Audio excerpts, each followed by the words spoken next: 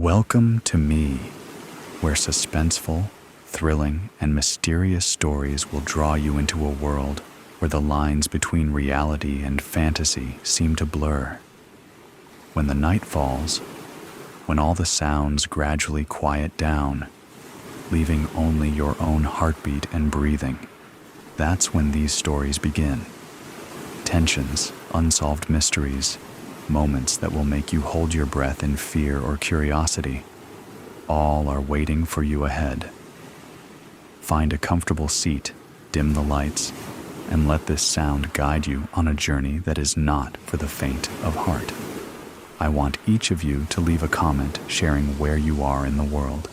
And if you are enjoying the episodes, don't forget to give a like and subscribe to the channel now. Relax. Are you ready?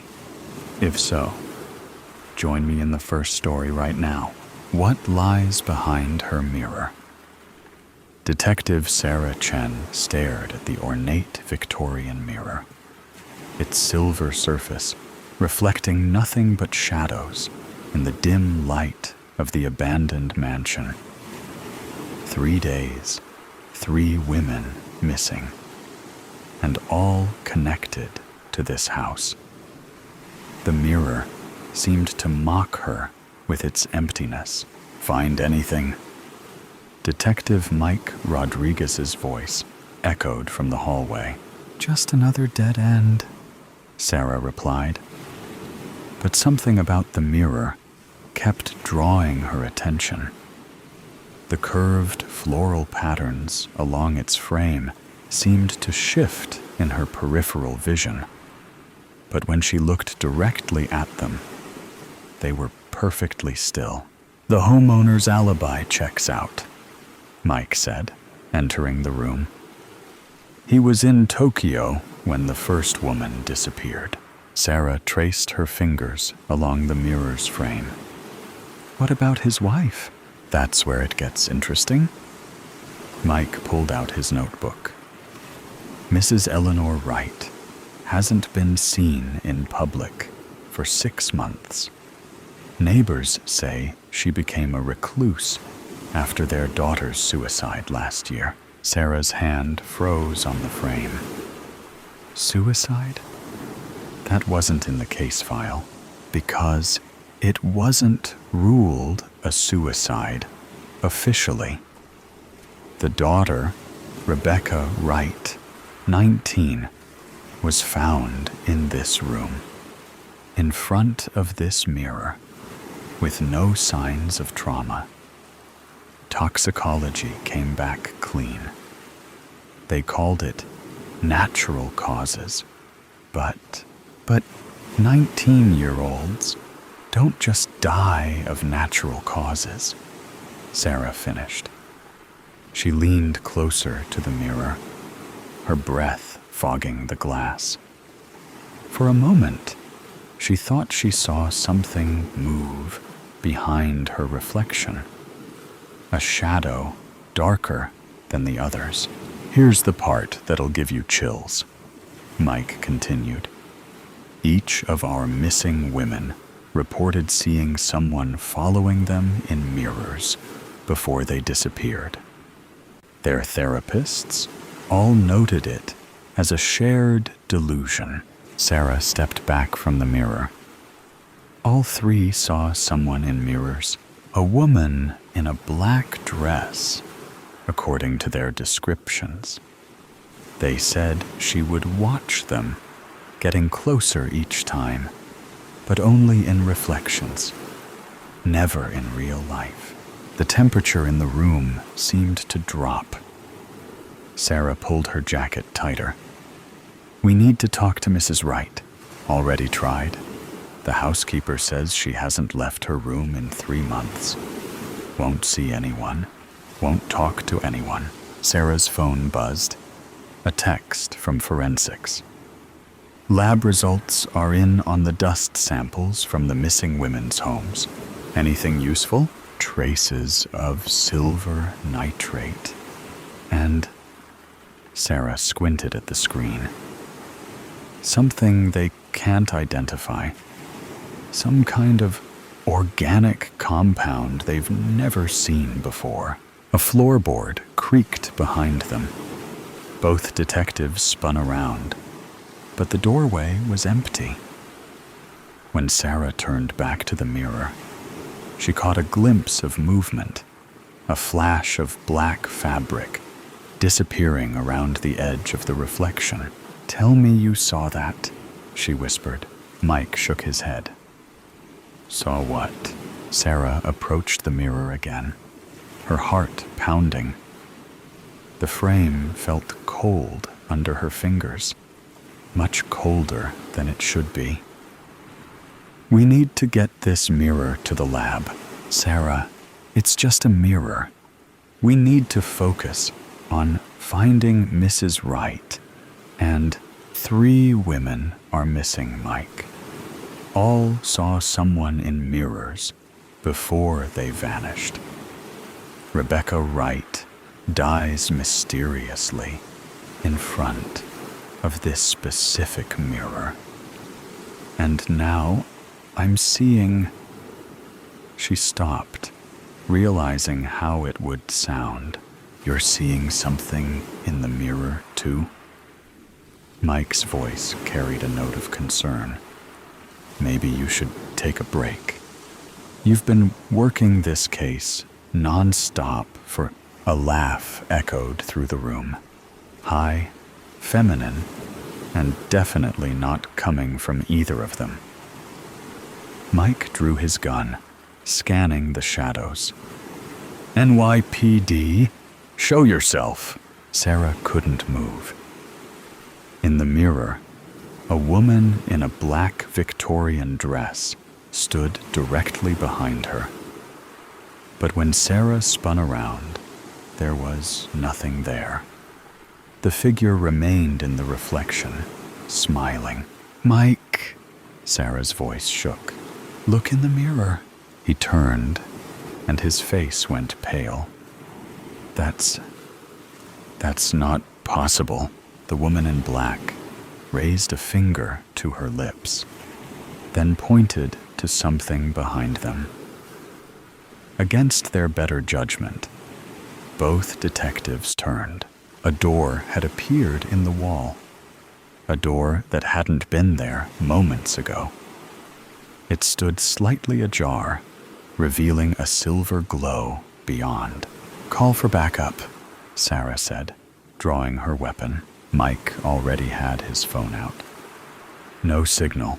The woman in the mirror laughed again, the sound seeming to come from everywhere and nowhere at once. When they looked back at the reflection, she was gone. But words had appeared in the fog of Sarah's breath on the glass. "Come find us. We need to leave," Mike said, backing toward the room's entrance. "Now." But Sarah stood transfixed by the mirror. In its depths, she could now see multiple figures. Women in modern clothing, frozen in poses of terror, their faces familiar from the missing persons reports. And behind them, barely visible, was Rebecca Wright, mouthing 2 words over and over. "Help us. The killer isn't Mrs. Wright," Sarah whispered. "It's the mirror.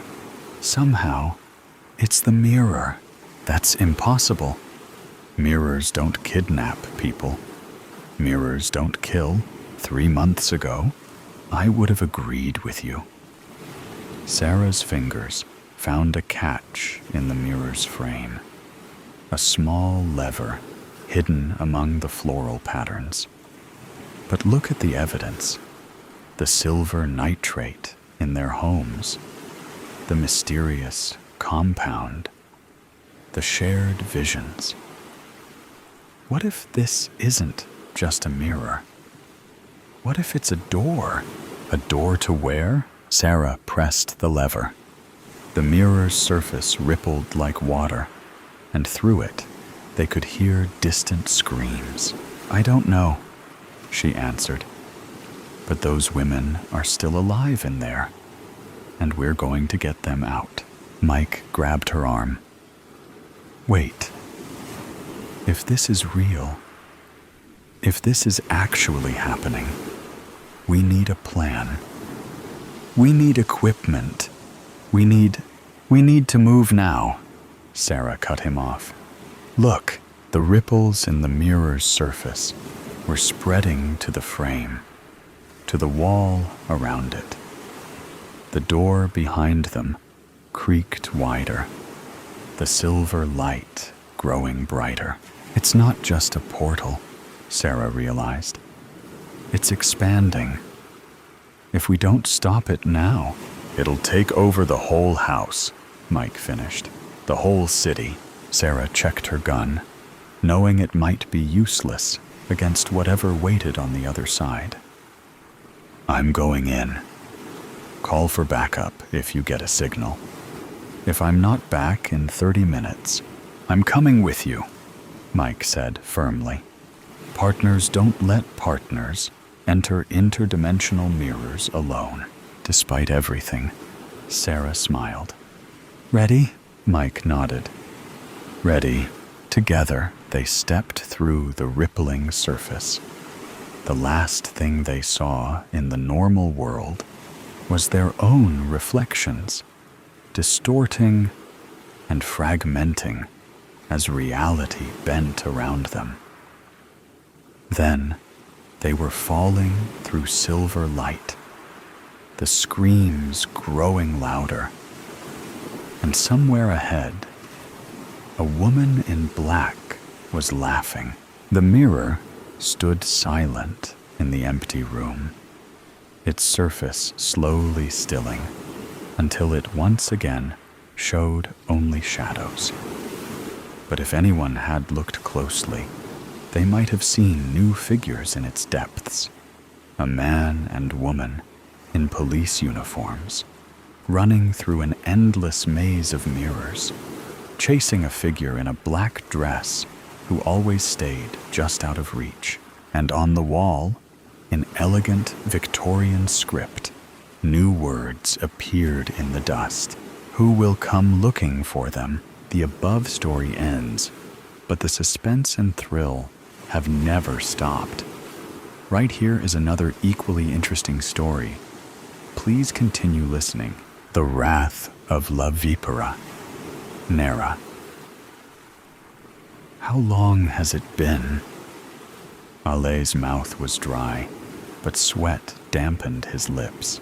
47 minutes, a voice replied. Closing his eyes, Ale drew in as much breath as his lungs would allow, then let it out in a deep sigh. 47 minutes. It felt like hours. There was no clock on the wall, no sunlight in the windows, no way for him to gauge how long he'd been captive. He would just have to keep asking. He sat in a steel chair, his hands tied behind his back. The room around him was pitch dark, and though impossible, it seemed to be growing even darker. It would still be light outside. He'd been taken just before he was to meet his wife for dinner. But to him, it felt like night. The thought of his wife sent a sharp jolt of worry down his spine. Would she do as expected and try to rescue him? He could hope not, but that hope would be irrational. She would come for him. She was the reason he'd been taken in the first place. The only ounce of hope that remained was the certainty he had that she would not make rash decisions. She would plan. She would prepare. She wouldn't let her emotions fog her judgment. At least, he was pretty sure she wouldn't. He tried to use his brain. He tried to gather as much information as he could, but the room seemed to muddle his senses. The air was thin, hot, and smelled of dust. An attic? No, the floor was cool, hard, concrete. It felt small enough that, had they not been tied, he could reach out his arms and touch both walls. But whoever spoke to him certainly was further than that. Their voice didn't bounce off the concrete floor. It didn't reverberate off any walls, but he could tell which direction it came from. They weren't close enough that he could sense them near him, but the room felt far too small for them to be more than an arm's length away. He would have to rely on something else. What could he remember? He had just left the house. His head was down, and he was fiddling with his car keys. He didn't see them coming. He was suddenly flung forward, having been shoved from behind with the force of a linebacker. He braced to hit the ground, but had been caught by two more pairs of hands. One, calloused and rough, covered his mouth as another threw something around the top of his head. It was soft. A blanket? A sweatshirt? Something that could be tied.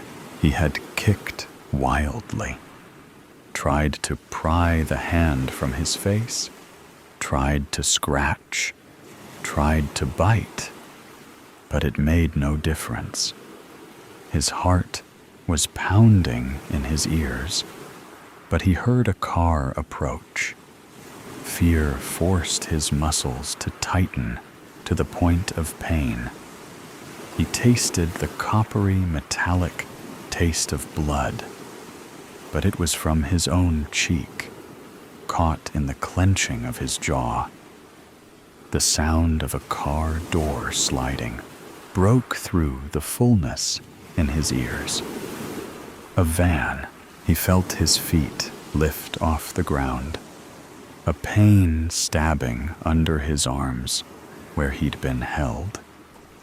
He came down hard on the floor of the vehicle, his face feeling cold where the hand had lost its grip. A scream grew in his throat, but hardly made it out of his mouth before he was harshly grabbed again, the hand returning to his lips. The door slid closed, and he felt the vehicle lurch forward. His hands, sweaty and shaking, were pulled behind him and tied together. Someone spoke from the front of the van, firm and demanding. "Don't hurt him unless you have to. The less damage we do, the better." That should have been reassuring, but he knew he wasn't the target. His wife had made enemies. It was inevitable in her line of work, and he knew the danger. Years with no incidents had given him a false sense of security. He should have taken the time to prepared. A self-defense class or two might have done him some good, or learning to shoot a gun. It wasn't for his wife's lack of insistence. He just kept putting it off. And now it was too late. Surely she had prepared, right? Surely she wouldn't fall for a trap like this. She was clever. He had faith in that. He didn't know how long they'd driven, not for sure, but it was long enough for the hand on his mouth to relax. and for him to know that yelling wouldn't help him. When the van stopped, he'd been pulled out of it and carried through a heavy door he remembered hearing slam. He heard the sound of heavy footsteps on stairs and the echoes that followed. A stairwell, then. He struggled to focus, the shoulder of one of his captors digging uncomfortably into his gut. He tried to shift himself to sit more comfortably, but he found he was held too tightly. There was the sound of unintelligible whispers, another heavy door, and moments later, he was lowered to his feet and pushed down onto a hard metal chair. Alessandro Fochetta. It wasn't said as a question. They knew who he was. He wouldn't give them the satisfaction of a response. Your wife, La Vipera Nera. How much do you suppose you're worth to her? He couldn't fight them off. He knew that the second they'd assaulted him, but he could keep his mouth shut. He heard his interrogator tap impatiently on something. A table? I'm sure it's hard to place value on things when you're the most successful thief in Los Angeles. Money doesn't mean the same thing to you as it does to everyone else, does it? Silence. Again. Al was sure he'd make it out of this. And if his wife did too, she'd surely have something to say about being called the most successful thief in LA. Successful? Without a doubt. Thief? She'd fume at the label. He found it hard not to laugh aloud at the thought. They were right. Money didn't mean the same thing to them. It meant something far different 15 years earlier, when the two of them survived off bread, peanut butter, 69 boxes of dried pasta, and canned tuna. But now? Did money mean anything at all anymore? It doesn't matter. Once she sends us $20,000, you're free to go. Al felt a smile form on his lips. He tried to swallow the laugh that was threatening to burst from him, but it came out anyway. He heard a clatter, something thrown to the floor. Anger laced his interrogator's voice. What the fuck is so funny? Ale sucked in his lips, trying to stifle his laughter. 20,000. So you've gone and pissed off La Vipera Nera for $20,000? He fought another wave of laughter, reminding himself where he was. He didn't know these people. They could still kill her. There were plenty of people who'd pay more than $20,000 for her head. You could have asked her for $20,000. She might have wondered what for. But she knows what it's like to be desperate for money. It's what had gotten her into the business she was in, after all. Instead, you decided to kidnap her husband and hold him for ransom. No, I don't think she'll give you the money, even if you really were just going to let me go. I think she's going to kill you.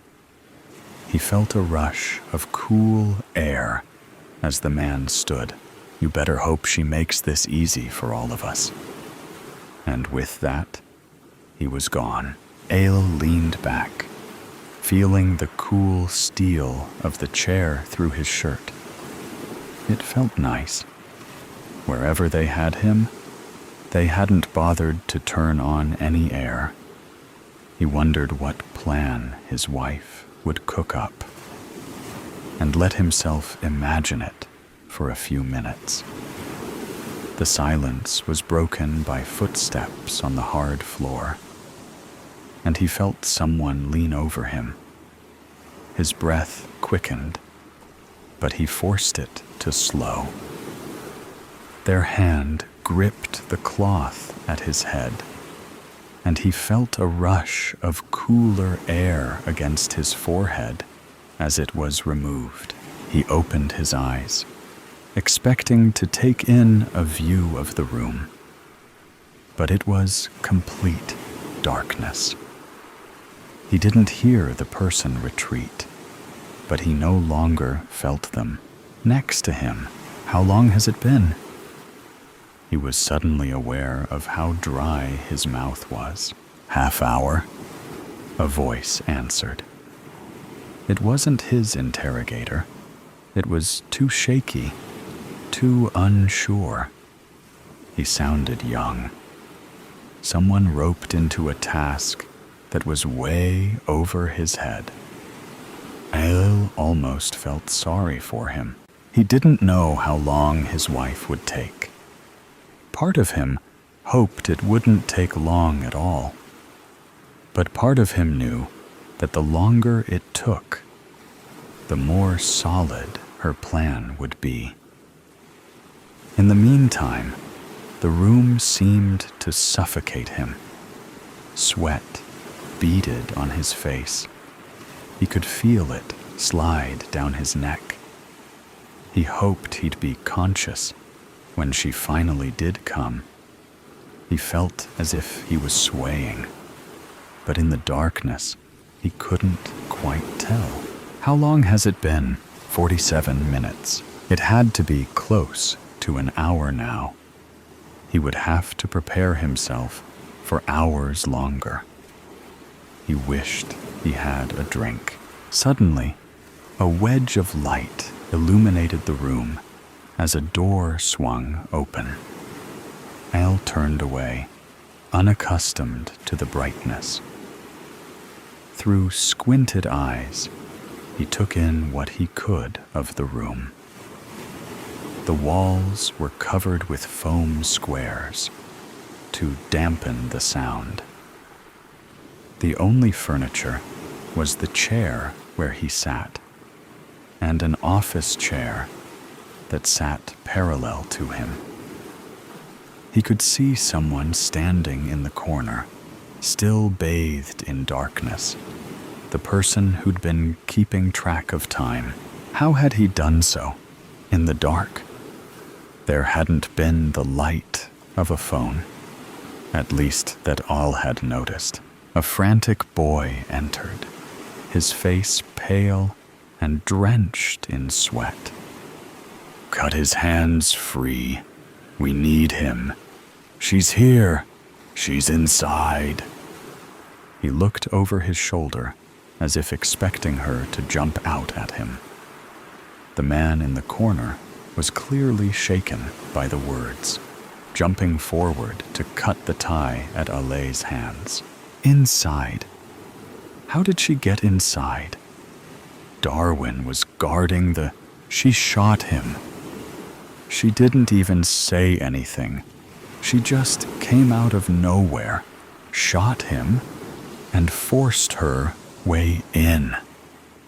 He sounded as if he was fighting back tears. Al wasn't the vengeful type, and under most circumstances, neither was his wife. He'd be lying if he said he didn't feel at least a little bad. So what are we going to do? Give him to her. That's what she's here for, isn't it? Ayla felt their fear, though he wasn't sure why. He had been them, or at least similar to them. He had been a terrified 20-year-old, not sure where his next meal would come from, not sure what he would have to do to make rent. These two certainly didn't seem the masterminds behind this plan, regardless. No, that was the man who'd interrogated him. A man old enough to know better. A man arrogant enough to think he could kidnap Alessandro Foccetta and live to tell the tale, and with an extra $20,000 in his pocket. The man who was in here before. The one who asked me questions. Who is he? They froze, or as near to freezing as they could get while still shaking. His name! I need his name! There was more force behind his words now. They shifted uncomfortably on their feet.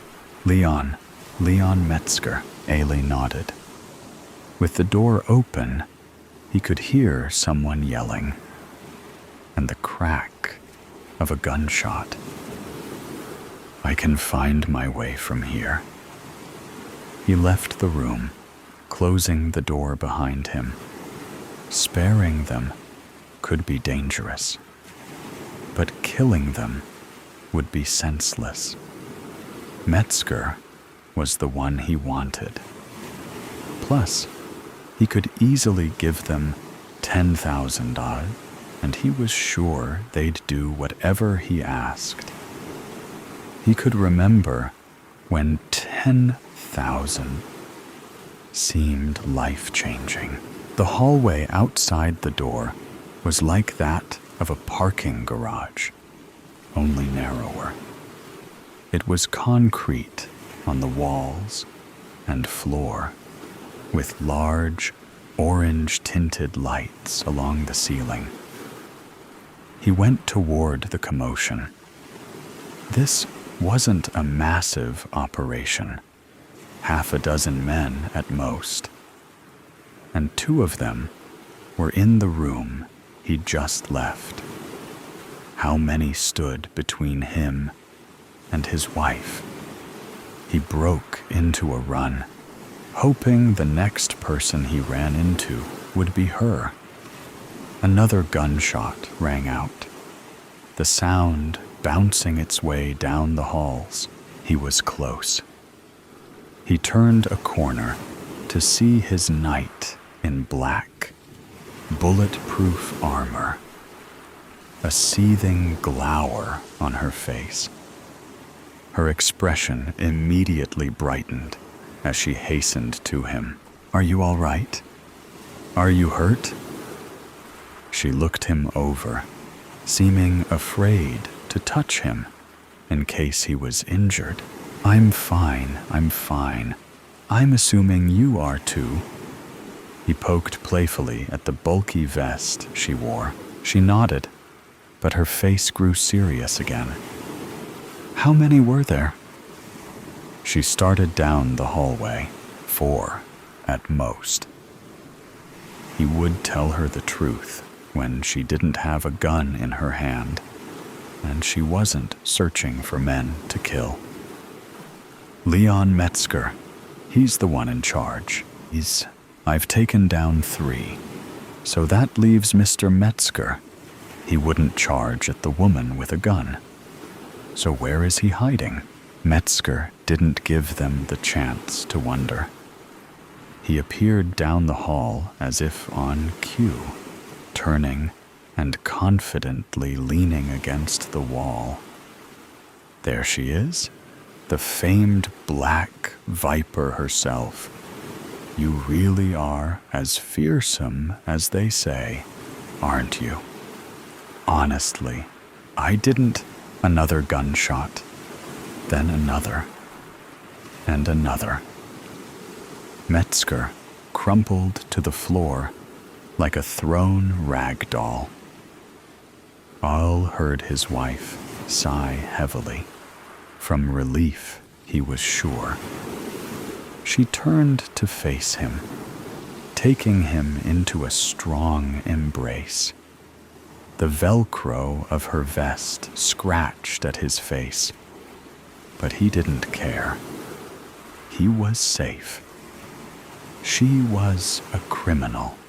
She drew attention and danger, but so long as she was there, he knew he was safe. She pulled back, tucking the gun against her back in the waistband of her pants. "Are you sure you're all right?"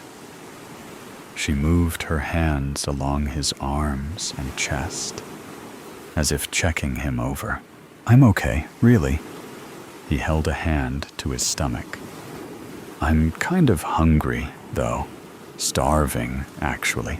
She laughed, wrapping an arm around him and leading him towards the exit. She paid the lifeless bodies no mind as they walked past, and all did the same. "We still have enough time to get to our dinner reservations," she said cheerfully as he pulled open the door for her. "Actually, I'm really craving pasta. The dried pasta we used to get, with the jarred sauce from the dollar store." She gave him a questioning look, but only for a moment. Yeah, that sounds perfect." A tale to tell. "Is anyone sitting here?" Harriet looked up at the older woman standing at the other end of the bench. "No, not that I can see," she responded, thinking to herself, "Does it look like anyone sitting there?" Her day had been hectic, and she desperately wanted to get home. The woman sat down, fussing her fur coat around her and shifting her ample bosom into place. "I hear the train to Fauchester is delayed.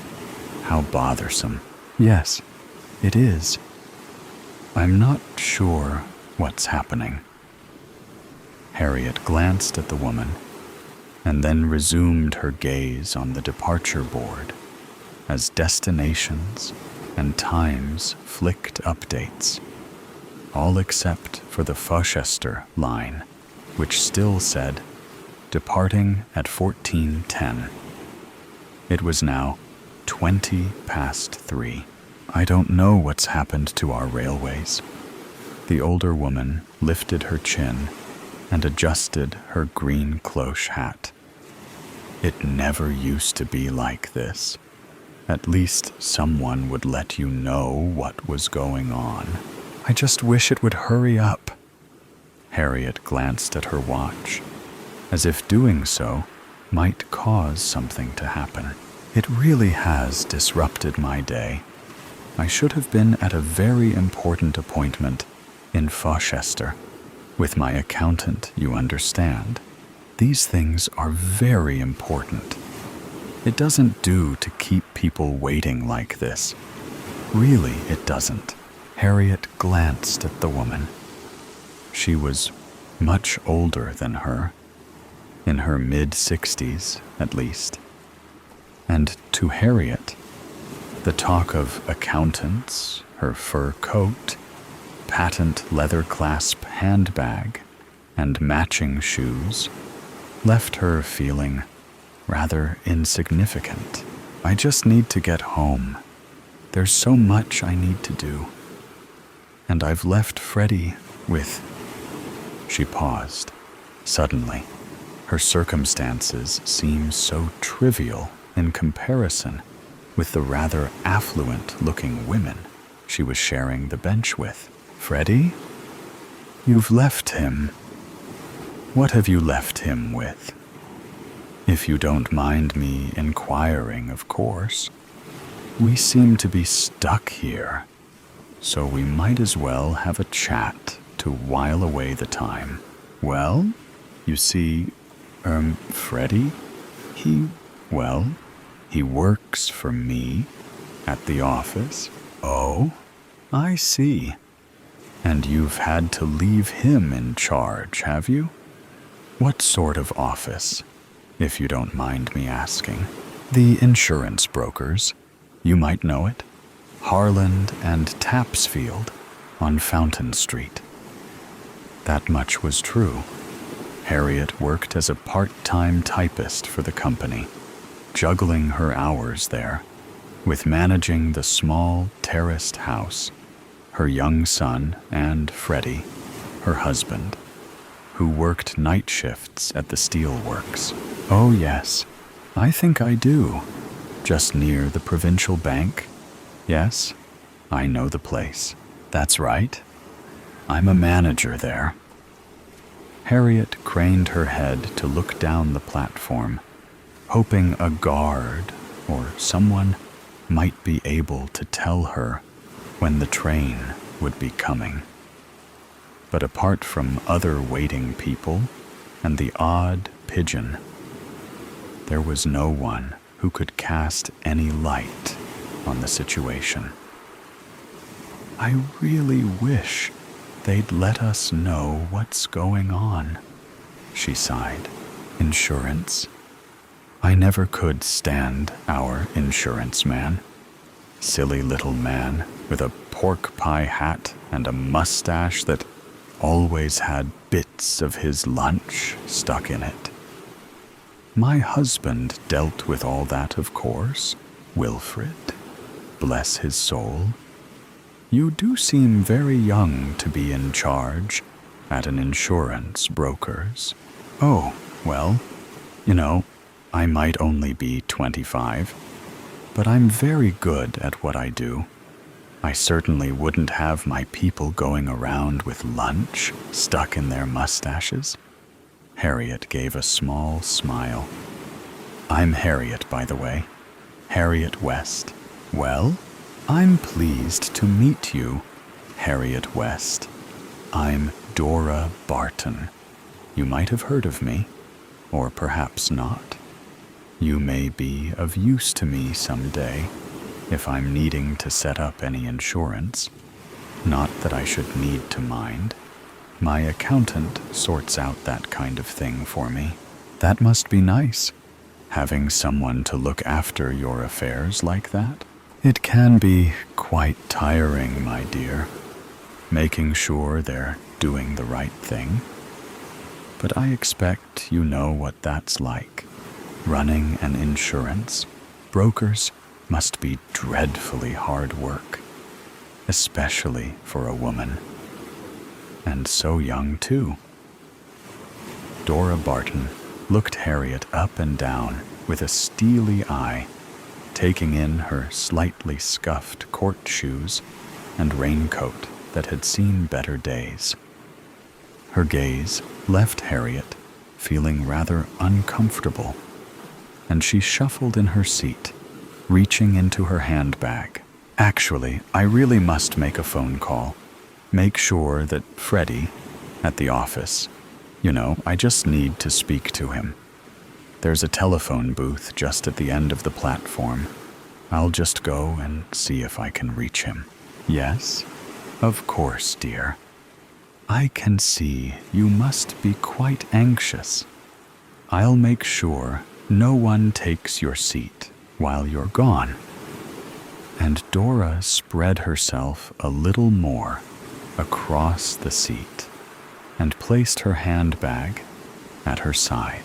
Harriet strode quickly down the platform and into the small telephone booth where she dialed the number for home. Come on, Freddie, pick up. I've only got a couple of coins, she muttered.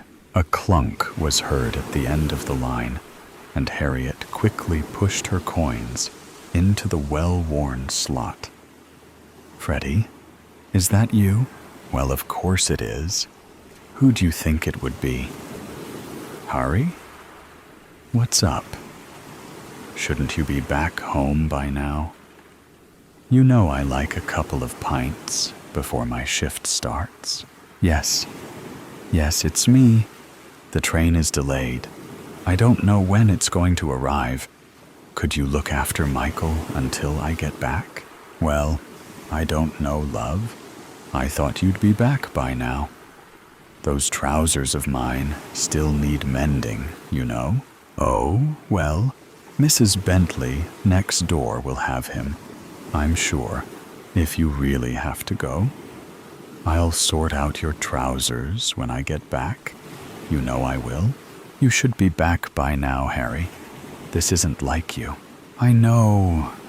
It's the train. Oh, Freddie, please just beep, beep, beep. The pips went at the end of the line, and Harriet placed the receiver back in its cradle with a heavy thunk. Hoping desperately that Mrs. Bentley would be home, she trailed back to the bench where she could see Dora Barton talking to a man in a guard's uniform. So, I said back then that the service wasn't acceptable, but it doesn't seem they've taken any notice. I'm sorry, madam. Like I said, there's a fallen tree across the line, and it's taking the fellas a while to shift it. A big one it is. Great big oak tree. Must have been the storms we had last week that weakened it or something. Came all the way down the banking, it did. The guard paused and looked at Harriet. Hello, miss. I was just telling your companion here about the tree that's blocking the Fauchester line. A tree? Oh no. How long is it going to take to clear? They don't know, interrupted Dora. They don't seem to be able to get their act together. I don't think I'm going to be able to keep my appointment now. It's going to be far too late. I'll let you ladies know if I hear anything else. The guard gave a brief smile and headed towards a group of frustrated-looking people further down the platform. Did you get everything sorted out at the office? Asked Dora, budging back down the bench as Harriet sat down. The office? Oh, yes, that. Yes. Freddie is fine. He's got everything in hand. At least I hope he has. Harriet's voice trailed off. Oh, you don't sound too sure. Freddie's okay. Really, he is. I can trust him. Just sometimes, I need to check he's got everything under control. The two women sat quietly for a moment. The departure board continued to flick and update the details of all the trains except for theirs. Then, the bing-bong-bing of the tannoy. The 1410 Fauchester train is delayed. We know that, muttered Dora. And work is currently taking place to remove the obstructing tree from the line. We now expect the next train departing from this station to Fauchester to be at 17:30 hours. That's another hour and a half, wailed Harriet as she looked at her watch. It's really not good enough, tutted Dora. Honestly, what a way to spend a Tuesday afternoon. You know, in some respects, I think Tuesdays are far worse than Mondays. You know where you are with a Monday. You've got the whole week ahead of you, and you just get on with it. But Tuesday, it's as though you've managed to get Monday out of the way. But Friday still seems such a long way away. I suppose you won't make your accountant's appointment now? Harriet looked at the older woman, who was taking a lipstick from her bag and reapplying the red hue to her mouth. You're right. There's no sense in me waiting for a train now. How about I buy you a cup of tea in the cafe over there, as a thank you for keeping me company, and then I'll be on my way. Well, if you're sure, that would be nice. Better than sitting here for another hour.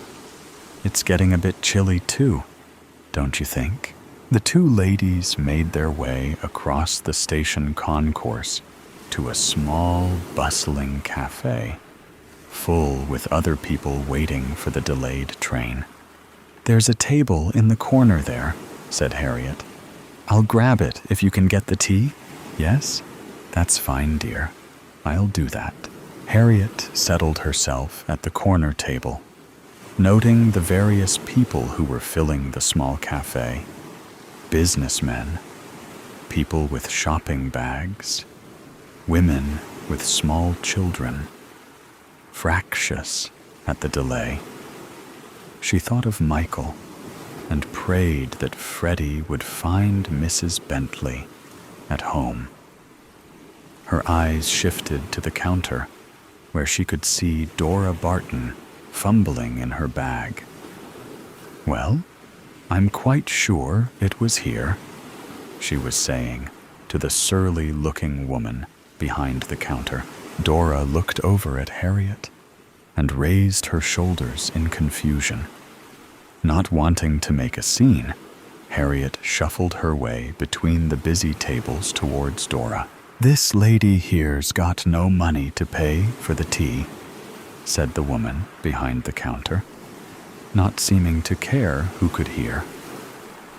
And a few heads turned to see what the commotion was all about.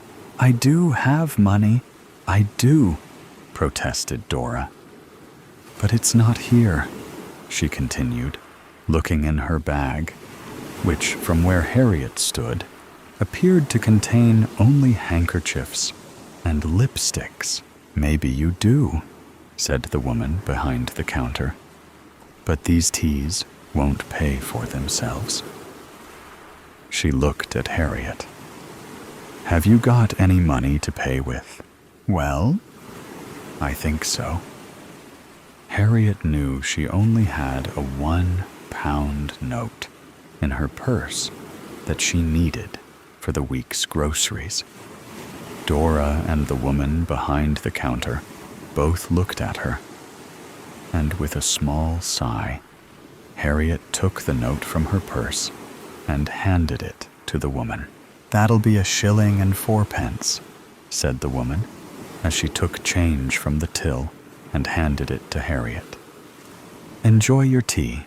Back at the table, Dora lowered her voice. "My purse must have been stolen.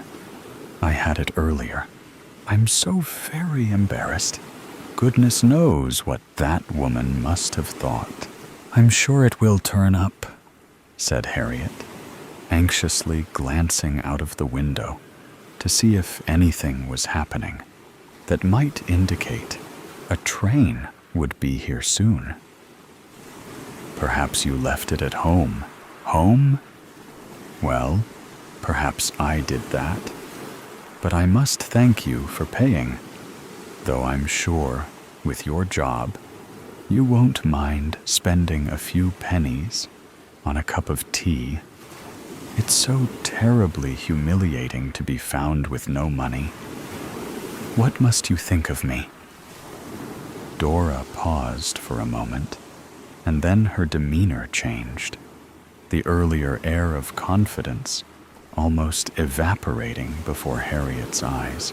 "You see, they said it would always be okay. But when Wilfred died, Wilfred was my husband. Understand? Well, what can I say? He left me in rather a pickle, I'm afraid." "Oh, I'm sorry." Harriet sensed the change in the woman and softened her tone. "What happened to your husband?" "I really don't remember. It was so long ago.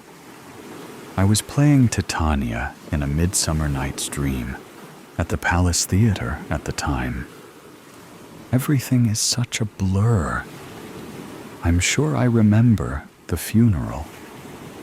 The lovely man who played Puck was there. He said something. I can just remember. If we shadows have offended, think but this, and all is mended. Yes, that's right. All is mended Dora, are you okay? Harriet reached across the table and tentatively touched the older lady's arm. Immediately, Dora pulled her arm back in haste, as though something had bitten her. Don't touch me. No, don't do that. Harriet retracted her hand quickly, reaching for her teacup to steady herself. She looked at Dora over its rim. I hope you'll be all right, Dora, but I think I'll go and see what's happening with the train just now. Yes, you do that. They might have the Pullman carriage ready for me now. See if you can hurry them along, dear. Dora opened her handbag and feverishly reapplied her lipstick again. But I thought... Harriet was distracted by a scene playing out on the concourse outside the cafe. A woman in a long brown Macintosh and a man in a white coat were standing talking to the guard. The woman was gesturing with her arms, pointing down the platform and then back towards the street. The man in the white coat stood quietly, and the guard looked up and down, scratching his head underneath his cap. His eyes traced across the station, and then did a double take and stopped at the cafe. He looked at Harriet, who was just getting out of her seat, and pointed in her direction. The woman ran across the station, the man in the white coat following her as she burst into the cafe. Mother, she called across the small table-filled room. The voices in the cafe fell to a hush, and everyone looked at the woman, and then in Harriet and Dora's direction. Don't let them take me. Dora grabbed Harriet's arm. Please. The woman pushed her way between the tables, and now stood trembling as she looked down at Dora, who had her hands over her head and was trying to push herself as far as possible into the corner. Mother, please, we've been worried sick. Where have you been? Leave me alone. This lady here is looking after me. See, she bought me tea, and she runs an insurance broker's, so she is quite capable. I don't need you, or your doctor friend over there. The woman in the brown Macintosh looked at Harriet, eyebrows raised and questions etched across her face. The train was delayed, and your mother sat next to me. She's missed her appointment with the accountant in Fochester, I'm afraid, Harriet said, attempting to explain the situation. Accountant? Fochester? Oh, what has she been saying? The woman looked in despair at the man in the white coat, who was now standing behind her. I think I should go. Harriet picked up her handbag. I really need to make sure I get on the train. Freddie is going to go crazy, and poor Michael will wonder where I am. You tell Freddie to do as you say, piped up Dora from the corner. You're the boss. Don't have him telling you what to do. I think we should get Mrs. Barton back to my surgery, said the man in the white coat calmly. We can get her settled down there. Come on now, Mother. The woman touched Dora's shoulder. Dora shirked away. Let's get you back to talk to nice Mr. Davidson here, and no running off this time. She looked at Harriet. Would you believe it? We only left her for less than a minute. We've been looking for her for the last 2 hours. Well, I'm glad you found her. Harriet moved to the other side of the woman. Goodbye, Dora. It was nice to meet you. Dora looked up from the corner dabbing her handkerchief at her mouth. "You tell that Freddie of yours," she said. "You tell him to mend his own trousers and to look after that little boy of yours properly." Harriet stared for a moment, unsure if she'd heard correctly, then hastened her goodbye and made her way towards the platform where the delayed 1410 to Fauchester was pulling into the station.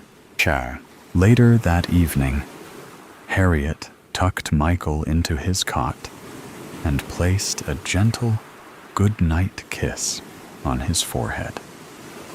She stood at the bedroom door and smiled, watching for a moment as her son fell into a blissful slumber.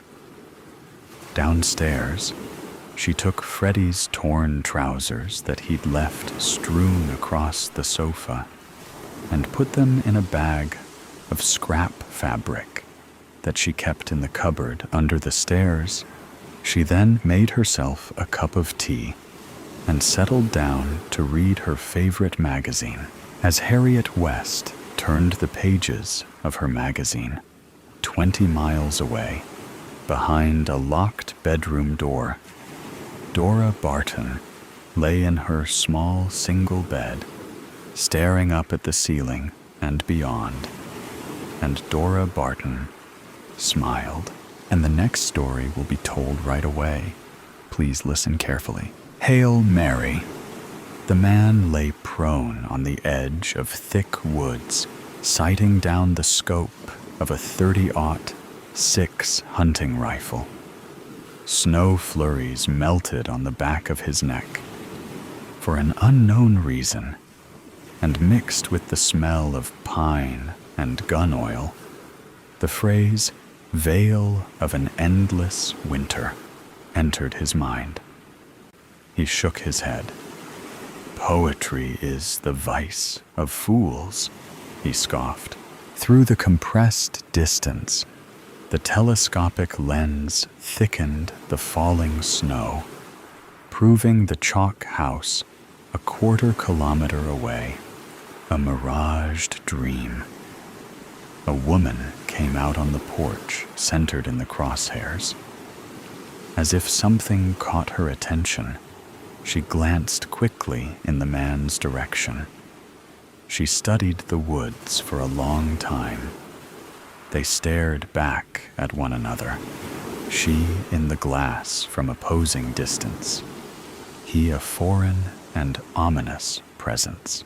He stripped off his camouflage clothing, his muscles taut. After switching out to jeans, a black polar tech, and civilian hiking boots, he broke down the rifle, then wrapped the sections carefully in white cloth. He stuffed the bundle into his knapsack. Before he tied up the pack, he pulled out a clear plastic sleeve containing a yellowed file. Within it, he flipped through multiple pages, stopping at an aged copy of a driver's license. The photo, a man with long white hair. He tapped the image, his forefinger protruding from a fingerless leather black glove. He then said out loud, "Gotcha, you son of a bitch. Do you have food?" He asked the woman who answered the oak plank door. She was gaunt and scanned over the man's head to the woods. "She's beautiful," he thought. "Is she 35 or 50? She looked the man over. "We can give you food for work, but not long." "Okay, what are you?" "I'm Tavi." "No, I mean, what are you?" "Bannock." "I'm Bannock." "Did you come from Twin Falls?" "The reservation." "No, no one comes from there anymore. We need you to bury cattle." "Can you do that?" "Yes, Days went by, and the man slept in the barn and spent his time chipping at frozen ground, digging holes, maws in the earth. There were over 50 carcasses in a field, bloated and gray-white. The work didn't bother him. It took his mind off remembering the night the white flash struck the horizon, safely at home, a Netflix series on TV. His wife was reading in a pink robe, his son in his bedroom. His first thought was, why didn't I ever buy a gun? The impact wave struck the house, sweeping it away as easy as fine cutlery off a table, and as luck would have it, leaving him without a scratch, but alone.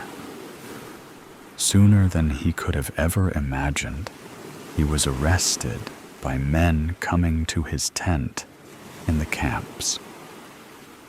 "You're a terrorist," accused the broken and terrified faces, neighbors he'd hugged at Christmas parties. The only way to prove he wasn't the enemy was learning how to fire a gun, learning how to point a finger at other people, learning how not to feel anything while passing ash-laden bodies hanging in nooses. "How can I live with myself?" he'd ask the ghost of his wife. "You can't," she'd say. "Just come home.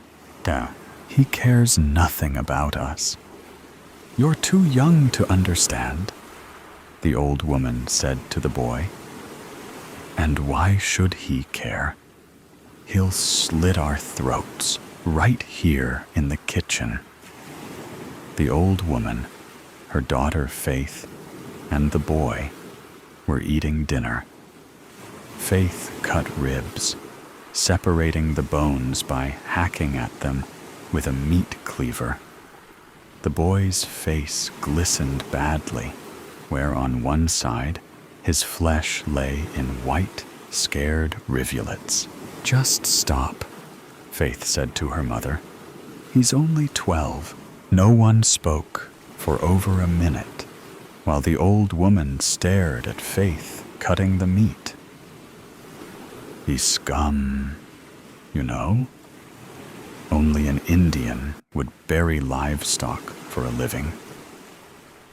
With her elbows spread wide, her pincered teeth darted back and forth, pecking small pieces of flesh. A white bone in her greasy skeleton hands. "What makes you so sure he's trouble? Maybe he's been sent to help us. Now you've got the sickness to think that. I don't imagine we need to worry he'll kill us while we sleep." "Do you think that?" "Really? Damn right I do. That's exactly what he'll do if we're not careful." Faith's mother spit out a piece of pink grizzle. "Your brother will be back soon. He'll tell us what to do." "What's that?" the boy called from the porch. Tavi held a football, flipping it in his hands. He threw the leather ball to the boy, who fumbled and dropped it. "I'm not very good," the boy said. "Sure you are. Pass it to me." Tavi moved away from the porch. The boy was thin and moved like a young man, and Tavi's face grimaced, remembering a day when the sky was blue and fall leaves yellow and red. "I only dream in color," he thought. The boy threw him the ball. "Better. You are good. Now you run out." The boy hesitated, moved off the porch, and jogged out 10 paces. "Throw it, Tavi. Go way back." Tavi held the ball high in a poise, like a statue getting ready to launch the ball. holding the stance, and with a radio announcer's voice, he said, "Listeners, he's going out for the big play, still 2 points behind. Will the Saints have a last gasp to win the game?"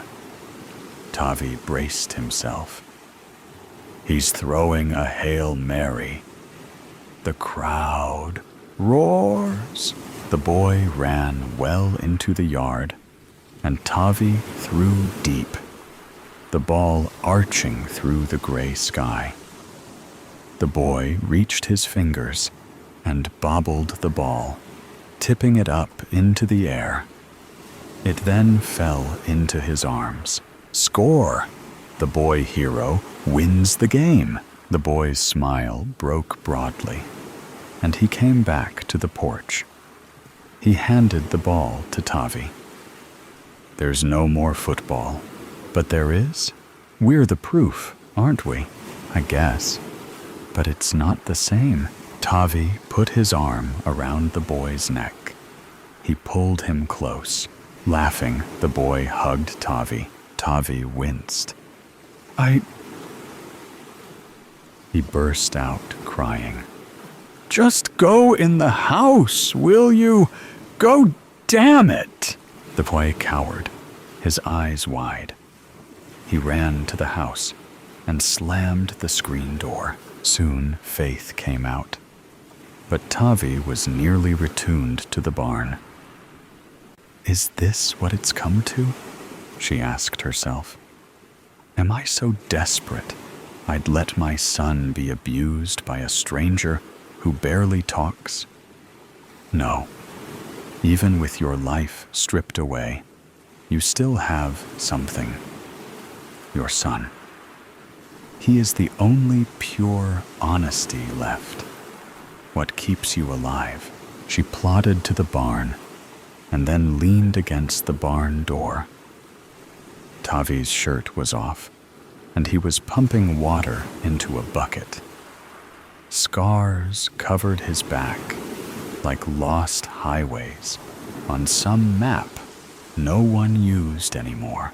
"You don't yell at my son," Faith said. Tavi glanced up. "I'm sorry." "What's your problem?" "Nothing. That's not enough. If you want to stay, you need to tell me." "It's nothing, okay?" "What? Tell me." Tavi put his shirt back on. "Jason reminds me of my son. It's hard for me. That's all." A minute passed. "I'm sorry, but that's still no reason. What did you do before the war?" "I worked in a fishery near Stanley. We would spawn salmon and release them into the river." "Why would you do that?" "We would count the few that returned. They traveled hundreds of miles from the ocean to get back. The lake is called Redfish for when my people lived there. The lake was red with the fish." "Do you think there's still fish?" "I don't know, but I'd like to find out." "They say the deer may have returned also. Some elk. Life is still out there. People survived. Just luck in my case, Faith. Bad luck. Maybe something else. I don't believe in anything but luck. But you don't know, do you? Maybe there's something else other than luck." "That sounds like a stretch, Faith. I used to think we're meant to leave something better for those to follow. I don't believe that anymore. Something better for those to follow? We didn't do such a wonderful job, did we? What about you? Is there anywhere you'd like to go?" "I'll stay here. My brother takes care of us. Food, fuel. Without him, we'd be in a camp, I suppose. You'll like him. He'll be here in a few days." Tavi reached out and touched a place on Faith's cheek. He caressed her with his fingers, then reached behind her and braced the back of her neck. He showed no emotion, like stroking a cardboard box, his eyes curious. Remembering, finally, Faith said, "It's been a long time. I've aged." "You might not. You don't know who I am, Faith. My advice is to run." They stood facing each other. Then Faith began pulling away. Tavi gently held her neck. Finally, Faith leaned in and grazed Tavi's ear with her lips. "There's a place for you in the house. There's still room. At least for hope, isn't there?" Tavi woke from a dream where he was wearing snowshoes in thick snow over ice. He was breaking trail, and his wife was behind him in a red winter jacket. The sun was bright, and she laughed at something he said. With a grunt, she broke through the ice and then clawed at the edge where the hole had broken through. She soon slipped under. Tavi stripped off his jacket and dove into the hole. As he pulled down with his arms into the ice water, his body felt numb, but he still kicked his legs with everything he had, swimming deeper. At last, the red jacket was just beneath him, his wife reaching to him from below in the pale light. "Swim, damn it! Swim! Grab my hand!" Faith lay next to him in the dawn white of winter. She was shoving his shoulder. There are men on the porch. As Faith and Tavi came downstairs, they saw two men talking to the old woman. One man towered over her. He wore a Kevlar vest and leaned in. "We've got him, so this is a simple trade, if you think about it." The old woman held a small pistol in her hand. "Jesse, take your boy and get off my property." The younger one moved to go. He wore a vest also, but both the vest and the camouflage clothing didn't fit. More clown-like than threatening, Jesse scowled down at the old woman. "You telling us you don't want him? He's my son. You think I don't want him?" The man put his hand on the big revolver on his side. "You give us what Joe told us you have, or we'll start carving on him. We aren't in high school anymore." The screen door squeaked, and Tavi came out of the house. He stood by the old woman's side. Tavi glanced at the AR-15, auto-fed, that the younger man had slung over his shoulder. It dangled on a lanyard. Jesse glanced at Tavi. "Who the hell is this?" "You get out of here, now," the old woman said. The two men walked away, and Tavi and the old woman went back into the house. They gathered in the living room with the boy and Faith. "Why didn't you shoot him, Grandma?" asked the boy. He went to the window and peered through. "That's Jesse Rollins." "Yes, it is," said the old woman. "Now move away from the window." "What did they mean by saying they have Joe?" Faith asked. The old woman checked the handgun for bullets. A small .22 pistol. "They have our Joe, holding him out there. But I'm not giving them anything. It's all we have keeping us from a camp. You can't imagine, Faith, what Joe says is going on. He's family. It's a trade, isn't it? I'm just doing what he'd do to us. He's as dog-eat-dog as I am, and knows how it is." Tavi entered the room, carrying his pack. It was full. his feet heavy on the wood slats. The scoped rifle was strapped in a sling over his shoulder, and he wore camouflaged fatigues. In front of the old woman, he said, "I'll be needing your pistol." The old woman grabbed for the gun, but Tavi held her wrist while he twisted it out of her hand. He then tucked it in the rear of his pants. The boy had tears in his eyes.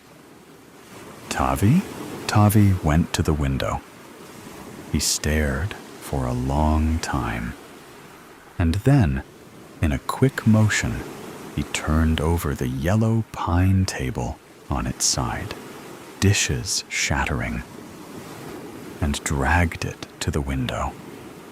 He grabbed a chair, crouched on the seat, and lay the rifle barrel on the edge of the table. Leaning into the scope, the staked-out man 50 yards away came into focus. It had stopped snowing, and the crosshairs remained steady on the man's head, resolute and sharp. The man's hair was long and white. "There's your humanity," the old woman screamed at Faith. "You see it now, don't you, darling?" Tavi lifted the rifle. "Jason, come here." He dragged over another chair. "I'm going to go out there and draw those men out of the woods. When you see the smaller man come out with the rifle, he intends to kill me. Do you understand that? You shoot him, okay? Don't think about it. Just pull the trigger. Here, place your eye on the scope like this. Do you think you can do it?" He passed the rifle to Jason. "Yes, sir." Tavi slowly crossed the yard to the edge of the clearing. He approached the man on the ground. The boy crouched at the window. "Come on, come on, come on," he mumbled to himself as he steadied the rifle, bracing the stock with his shoulder. The old woman paced behind him. "You can't shoot, squat." She shoved Jason and put her hands on the barrel. "Give it to me." Jason pushed her away and sighted again out the window. Tavi came to the man staked down. He was moaning in the gray ash snow, his face bleeding and bruised. Long white hair streamed down his back, matted and wet. Tavi stared down at him and prodded him with his boot. "Do you know who I am?" The man on the snow stared back at Tavi with blank eyes. Tavi reached down and cut him loose, and the man rose and staggered towards the house. Jesse came out of the woods. "What are you doing? Where's our trade, big man?" Tavi stood up. "I'm the trade. Me for him. We'll take you, him, and anything they've got," Jesse said. "Plus, we'll step in where you left off with Faith, you might say." The old woman jostled Jason, tugging on the barrel. "Give me that thing." Again, Jason pushed his grandmother away, jerked the rifle back, his whole body shaking as he crouched behind the scope. He took his eye off the lens to wipe the sweat out of his eyes. "Give me the gun, damn it, boy." The boy thrust his body against the old woman, and she sprawled to the floor. He put his eye to the scope, put the crosshairs on the man, and pulled the trigger. Faith heard the click of the gun, and with the empty sound, her heart thumped. Just once, like her insides were collapsing hard in her chest. Jason dropped the rifle, ran to the door, and then stood on the porch. "Tavi!" His arms flailing, he leaped into the yard. "No, don't!" Faith screamed. "Don't you go!" Jason ran towards Tavi, his legs driving through the snow, white bursting around him, the ash kicking up underneath. The younger man squinted at the lunatic boy, whirlpooling his arms, coming straight at him. A howling apparition from hell, scars red aflame on his face. He lifted the AR-15 to his shoulder and swung the barrel. Tavi grabbed the rifle and threw his back into him, and with both hands, he forced the gun toward Jesse, who screamed as jackhammer bullets stitched across his belly. The younger man was behind Tavi now, and he felt a blade slide into his back, slick and deep, the pain piercing to his spine. He fell away and turned as he hit the ground and reached the pistol behind his back and fired into the young man. Tavi dreamed. The water was deep, a pure crystal blue. He pulled with his arms and kicked as hard as he could to fight, to descend. He tasted salt. And then his wife was there in her red jacket and broad-faced smile, reaching to him from below. The water was warm as he went deeper, so very warm. She stretched to him, her face with such a smile. "Grab my hand," she said, and he did. They began swimming against the current. The suicide shop. The suicide shop. When I first saw Kevin Trask, he was almost naked. Perhaps fully naked in my mind's eye. But he was wearing the skimpiest of bathing suits as he got out of his pool, stretched and toweled himself in the noonday sun. He could have modeled for any underwear ad. He was that chiseled, with long, angular lines from head to toe. I was both disappointed and relieved when he put on a purple silk robe. How appropriate, I thought, for the king of his world. He had yet to speak, despite acknowledging my presence with a brief nod. He was dead wrong if he intended for me to feel cowed by his superiority. I hated what he did for a living. "Inside or outside?" he asked as he came closer to me. I must have looked confused, or perhaps still caught in the daze of watching him get out of the pool. "The interview? Oh, okay," I stammered, instantly regretting how I must have sounded to him, but then quickly recovered. "Inside," I said. "Too much sun out here, and I did not bring sunscreen." Inside, I groaned, thinking I could not sound any more stupid and thrown off by his looks, like any schoolgirl, instead of a crack reporter for the daily interview, a serious national magazine, a Pulitzer Prize finalist, for God's sake. Jeannie Hawk, crack reporter, bowled over by a Chippendale. "Follow me." He turned and walked away from the house, and then through a hidden door in the outbuilding next to the pool. I like to use this room, out of earshot of the staff. NDAs can only cover so much. I don't want to be overheard spilling state secrets. he said with a smile.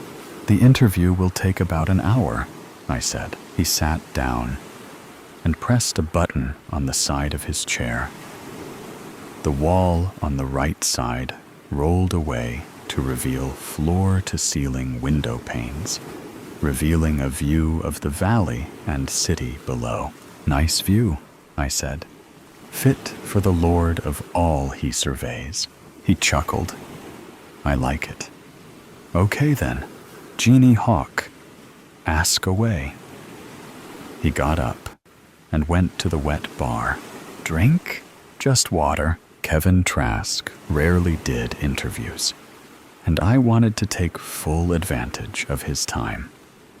Indeed, other than a few transitory answers at press conferences, he had never given a full interview. I placed my recorder and notebook on the coffee table before me, then dug into my purse for a pen. He watched me as I set up the tools of the trade. "Why both?" he asked. "Why both pen and paper and recorder?" "I always like backup," I said. "I never did trust technology." He shrugged. "I do." I studied him, taking in the sculptured beauty of his face, the one plastered all over the country on magazines, billboards, and buses.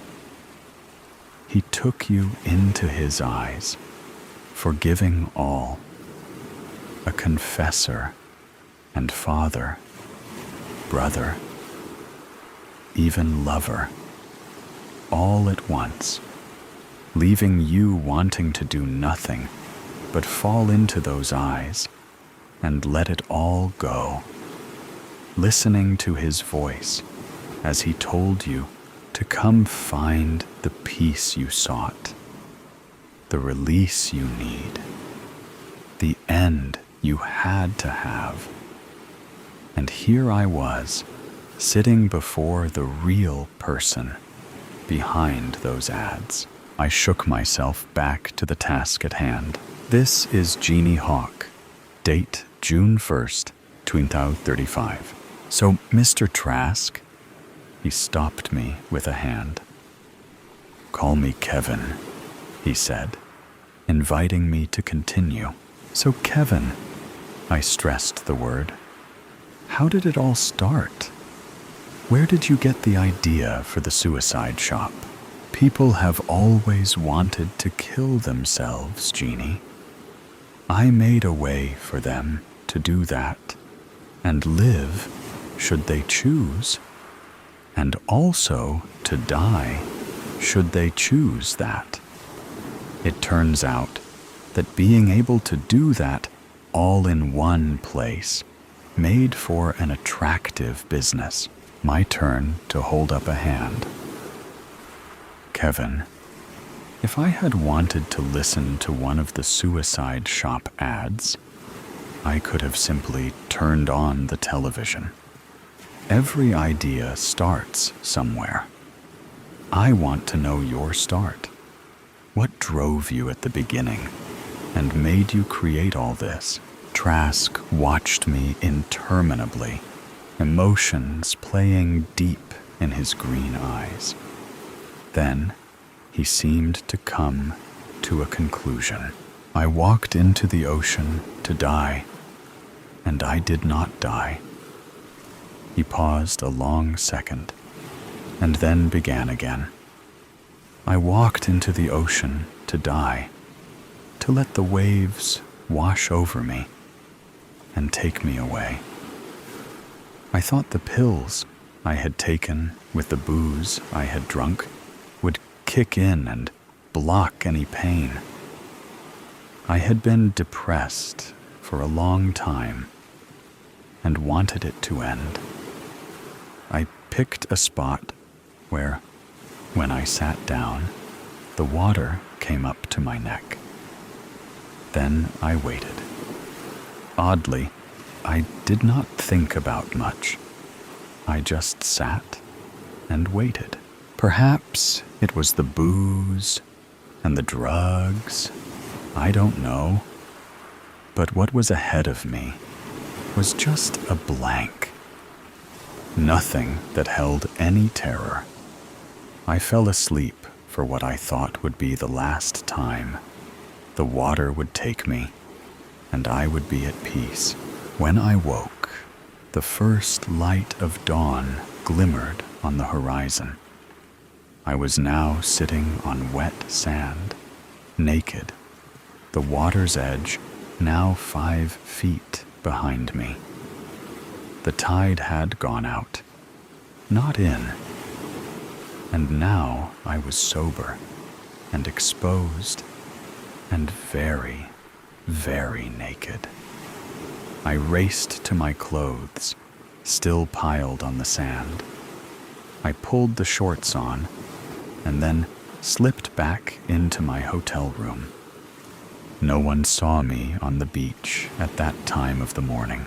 I would have made quite a sight to the old couples who strolled the early morning hours on the sand, hunting for shells and health. You cannot imagine how foolish I felt, both lucky and a total failure simultaneously. The odd thing was that I no longer wished to die. My depression was gone, lifted from me like a weight that held me down. I felt light and released and did not fear the future.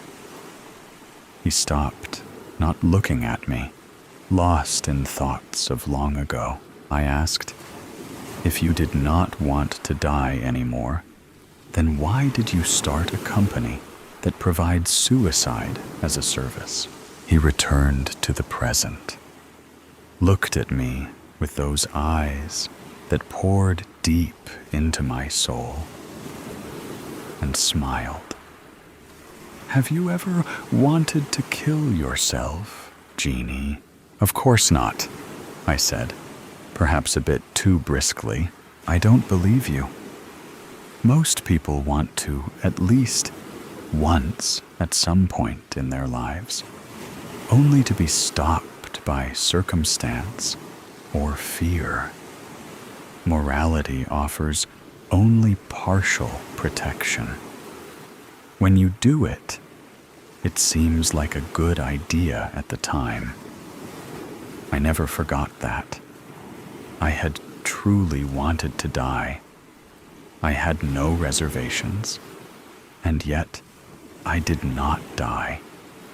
And in that not dying, my life was given back to me. I went to work in various businesses, creating a living for myself and doing very well. I watched as society's attitude toward suicide changed, and a new movement started. My life, my body movement swept the country, sometimes not easily, but it continued to grow.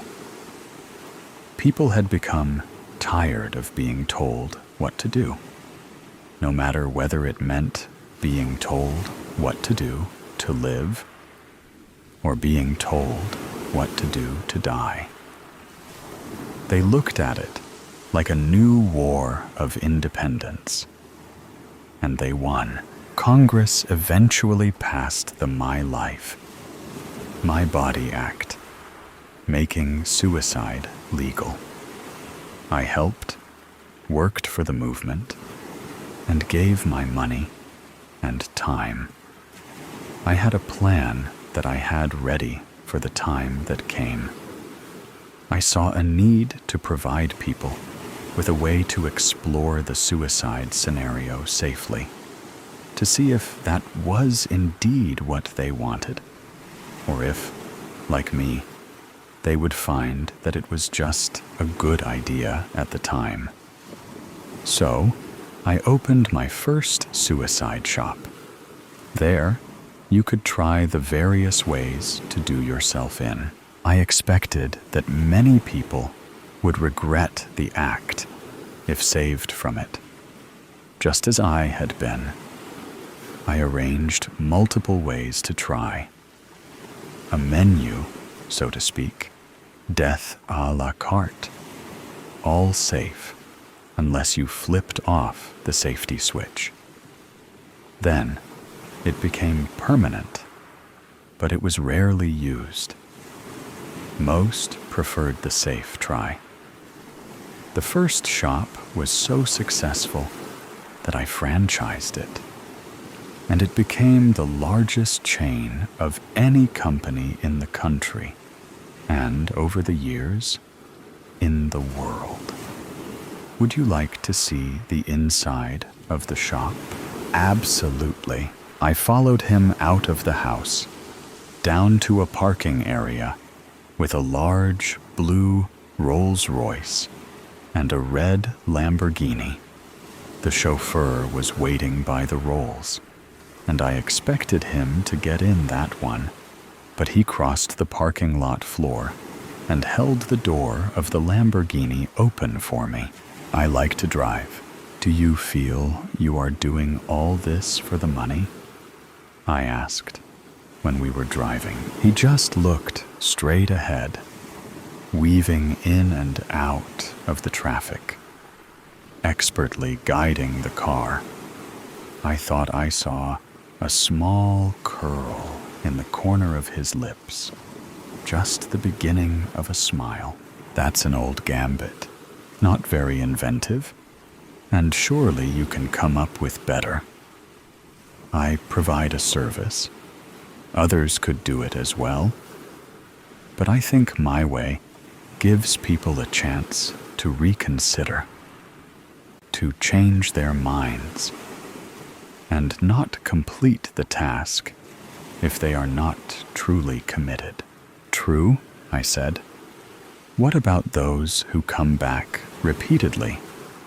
Are they not adrenaline death junkies, getting ever closer to the deed to keep getting high? This time, he did not smile. Off the record? Okay, I answered. I have worried about that. At first, it was just a blip on the data screens, but at least there was a distinct uptick in the repeat visits. There may be a sexual adrenaline component to it. How often have you done it? I asked. Many, many times. I sensed that there was more he wanted to say, but he just added, "It does make the bottom line look good. Do you have much security?" Oddly, not much. But we must guard the cars. We never know which trip could be their last. I let them park on site. Public lots complained about the abandoned vehicles. He parked the car, and we got out. We went to a private elevator, then up 4 floors, and then out to a large room. A hallway led out from it in 4 different directions, each lined by large glass doors on either side. He waved a languid arm to either side, and I watched pride form on his lips in a slow smile. Each room is a different experience, he said. Each room will be tuned to an individual's desires, just like tuning your radio dial to the deadly channel of death. This one, he said, pointing to the room to his right, is the overdose room, complete with all the world's favorite drugs, packaged in pill or IV form. If you want to go right to the edge and be pulled back, you must leave the safety switch in the safe position, and an aide will administer the antidote. Tell me of the other rooms. He moved on, waving his hand to either side, pointing out rooms for gunshots, cutting your wrists, throwing yourself out of a building or a cliff, car wrecks, death by misadventure, even death by cop. There were many more rooms. Some take more preparation, mixing virtual and real reality in ways that can keep you alive unless you've turned off the safety switch. They are proprietary trade secrets that I can't tell you. We are quite adaptable. I felt the hair rising on my neck as he said this, realizing what appetites were being fulfilled here. I made a few notes, and my mind was racing. It's a cultural phenomenon. People use suicide as entertainment. I looked up at him and saw great weariness in his eyes, more than I would have expected. He was not a young man, but looked older than he should have when he did not smile. I suspected that he was unhappy with his creation. "Let's have a cup of coffee," he said. He led me down the hallway around the corner. There is a cafeteria coffee shop for people needing a timeout or a family that comes with them. Usually, if they bring family, they don't take the final plunge. Most of the time, they do that alone. He sat me down at the table and brought us each a cup of coffee. Mine was exactly what I wanted. Heavy duty, with lots of sugar. I wondered if he had been researching me. "Off the record," he said, watching me put my book away and ensure the recorder was powered off. The rest of our discussion should be off the record, as it might be bad for business. Going back to our previous discussion, people often ask why the person kills themselves. As I told you, I've always said that it is because it seems like a good idea at the time. The premise of my business was to have a way to explore that and find out if that's what you really wanted to do. Once the laws were changed and suicide became legal and a recognized right, it took on a life of its own. As you know, I have thousands of suicide shop franchises worldwide and gather data on the people who do it themselves. At first, it was a small number, but most people seemed to be looking for experience without true motivation. I've noticed, though, that the more you try, the more you return. And the more they return, the closer they get to the end. I believe you're right. Those people have developed an addiction. What is not known is that more people have died in the last 3 years of my shops than in all the wars the world over in those 3 years. To quote that old line, I have become death. He chuckled mercilessly. Beware of unintended consequences. Can you stop it? I said. He looked at me and smiled, but the smile seemed to have the weight of the world in it, preventing it from ever becoming full. Turn your recorder back on. Let's finish the tour. You know I've never given an interview like this before. You may win a Pulitzer. We went to the last room.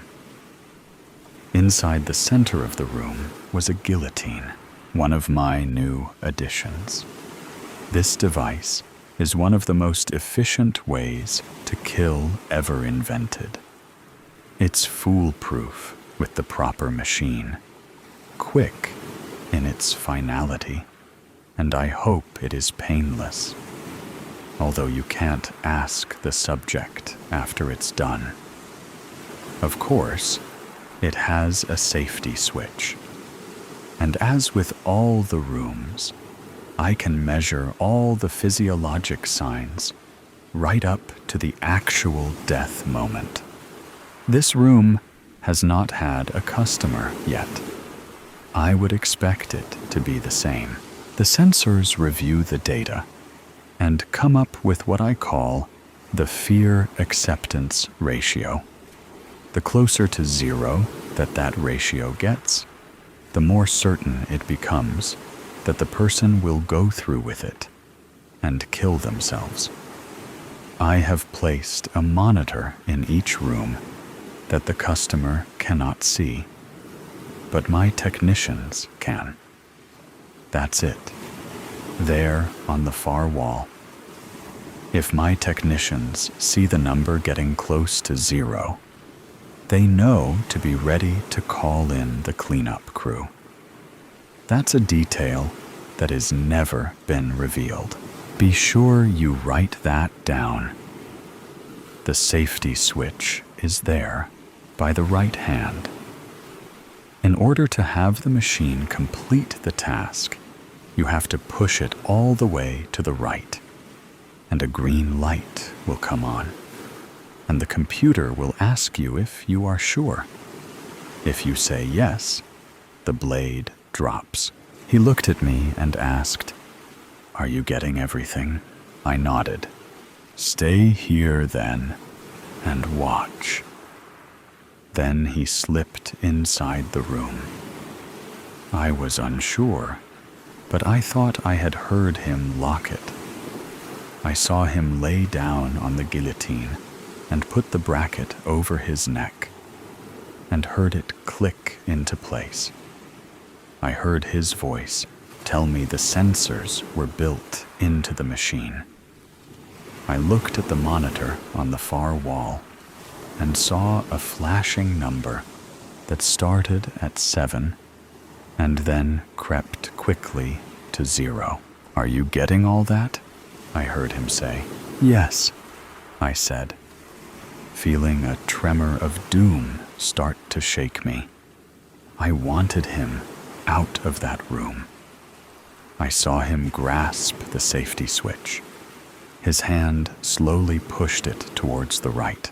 "Remember everything I said," I heard him say, as I tried to force my way through the door, but realized it was useless. Through the glass, I saw the safety switch turn green and heard the computer's voice asking if he was sure. Holding what I felt was my last breath, I heard him say, "Yes." "No, don't!" I screamed. "No, don't!" The blade dropped. The last thing I saw as my scream faded was his head rolling on the floor, stopping next to the glass, his dead green eyes on mine. The above story has ended. Let's listen to the next story. The Last Phone Call. "Mom, finally! I thought our weekly calls from the station were pre-scheduled. I was worried." "Hey, sweetie. Sorry about that. Things have been a bit chaotic up here. Solar radiation's been causing issues with communications. You usually call on Sunday. It's Wednesday. You know how space is. Unpredictable. The ionosphere is wreaking havoc on everything up here. It took me a while to get through with the available channels. Restricted, I guess. I hadn't heard about a radiation storm. Anyway, how's the research going?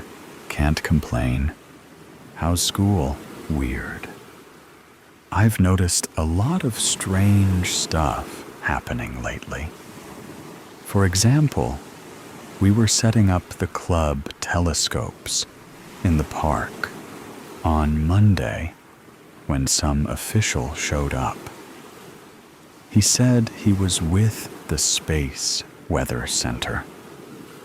Told Mr. Hayes they were expecting a massive solar flare and had to shut down all civilian solar observations.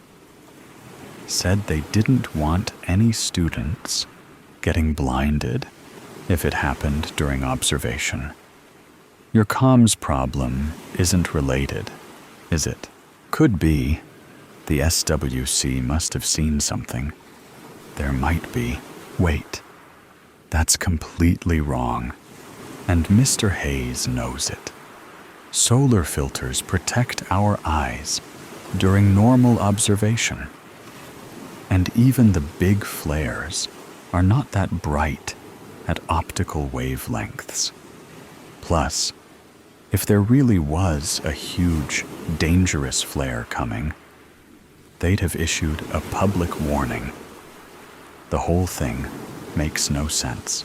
Huh. Maybe the official was simplifying the explanation, or didn't fully understand. For our astronomy club? Come on, Mom. We're smarter than that. We're all AP students. Mr. Hayes was confused too. I don't think he bought it either. Sarah, why would they bother sending someone in person to a small astronomy club meetup in the park? Why didn't they just send an email warning to the school? Or just issue a general public notice? This guy showed up flashing credentials, telling us to pack it in immediately. It makes no sense. I don't know. Maybe they weren't sure you'd get it in time. And Dad? Mom, I'm worried about him. He barely sleeps. I hear him pacing at night. Yesterday morning, I found him asleep at the kitchen table, still in his work clothes. Well, you know your dad. He's just under a lot of pressure, more than usual lately, always taking his work too seriously.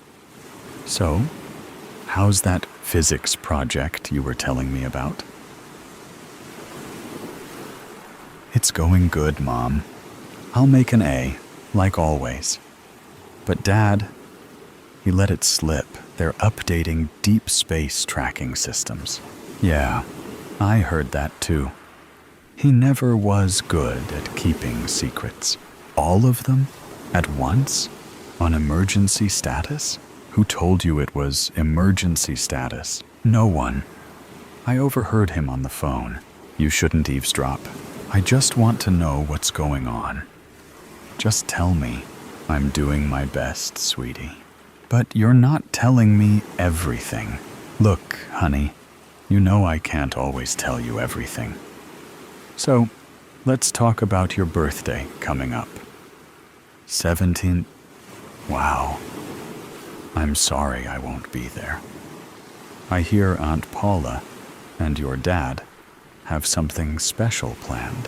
Forget my birthday. Something's wrong.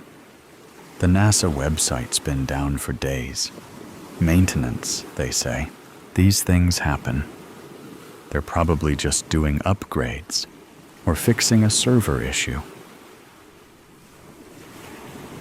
During the same week that all the major observatories stopped updating their websites, Sarah, and why did Aunt Paula buy extra supplies?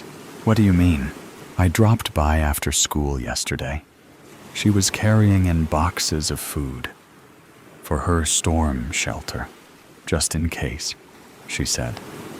She also mentioned that you called her yesterday. I've been trying to reach you for the last 3 days. You found time to call her, but didn't call me. Keep Aunt Paula's phone number handy. It's always nice to have someone to depend on, just in case. Mom, stop. Something's happening. Just tell me. Nothing's happening. We're just conducting routine research. Then explain the launches. You know, I track this stuff for the astronomy club. What? 5 days ago. China, Russia, and NASA all launched within hours of each other. No warnings, no announcements. All classified payloads? At the same time, honey, it's likely just coincidence. Sometimes agencies coordinate for unrelated reasons. You know, NASA likes to cooperate with other agencies. I might have believed that, but amateur astronomers tracked 2 of the rockets, posted the trajectory data online. Then their data disappeared. And now those same astronomers aren't responding to anyone. They've gone dark. You really need to stop reading conspiracy theories online. These aren't theories. I've seen the videos from people who live near the launch sites. Those have been taken down, too. I checked the trajectories myself. They're all going to the ISS, aren't they? And why did the ISS change orbit? Sarah, NASA's. It's complicated. Just some specialized equipment and for our research. Okay? The Russians are sending up new cosmonauts. The ISS is just performing a standard maneuver, Sarah. Space debris is unpredictable. You know how it is. Nothing you need to worry about. Really? China finally claimed it was a weather satellite launch? Why did Russia lie in their announcement today? They said it was engine testing. And why hasn't NASA said something? These things are complicated. No one launches secret missions in perfect sync by accident, Mom. Remember when you taught me about Occam's razor? Sarah and the astronomy forums are going crazy about something near Jupiter. But the posts keep disappearing. Internet hoaxes. Don't believe everything you read online. No? No, it's not. Dad got a call late last night. It woke me up. I got up and saw him make several calls. He looked rattled. Then he told me this morning that he needs to leave for a few days. For work. So, Mom, I couldn't help but overhear Dad's side of the call. He said something about a spacecraft and a collision course. Mom? Sarah, it's not what you think. These conversations are never straightforward. Your dad deals with classified projects all the time. You should get some sleep, honey. It's late there. He's never acted like this. What's on a collision course? Sarah, please, I can't talk about this right now. All those launches, the spacecraft, the deleted information. It's too much to be a coincidence. They're hiding something, Mom. And you know, Sarah, it's just, stop, okay? You're not, Mom. Are you preparing for something? It's not just research, is it? I can't have this conversation. The Chinese, the Russians, NASA, the ISS, you're all working together. In secret. Sarah, quit it. Now. You're not studying anything. You're trying to stop something. Sarah, I can't do this. I have to go. How big is it? How big? What? The asteroid. That's what it is, isn't it? That's why all the telescopes are shut down. Why everything's classified. You don't want people to panic. Mom, you always were too smart for your own good. How bad? I have to go. Mom, please, don't tell anyone about this call. What? I mean it. It's important. Promise me. I promise. I love you, Sarah. more than anything, always remember that, okay? No matter what. Mom, are you going to be on that spacecraft? Mom, please tell me you're not. Be strong, Sarah. Like I know you can. Remember how much I love you. And know that I'm doing everything I can to come back to you. And stay close to Aunt Paula. Just in case. Mom, just be careful and come home soon. Mom, this call has been terminated. I love you too. Stay safe. The next story will begin now. A tear for Mr. Pestbody. Evelyn was a woman in her mid-30s who seemed to have it all. A successful career and a beautiful home. But despite her outward appearance of happiness and contentment, Evelyn was constantly battling demons within herself. From a young age, Evelyn had always been a perfectionist. She excelled in school, graduated top of her class, and landed a high-paying job at a prestigious law firm. But as the years went by, the pressure to maintain her flawless image became overwhelming.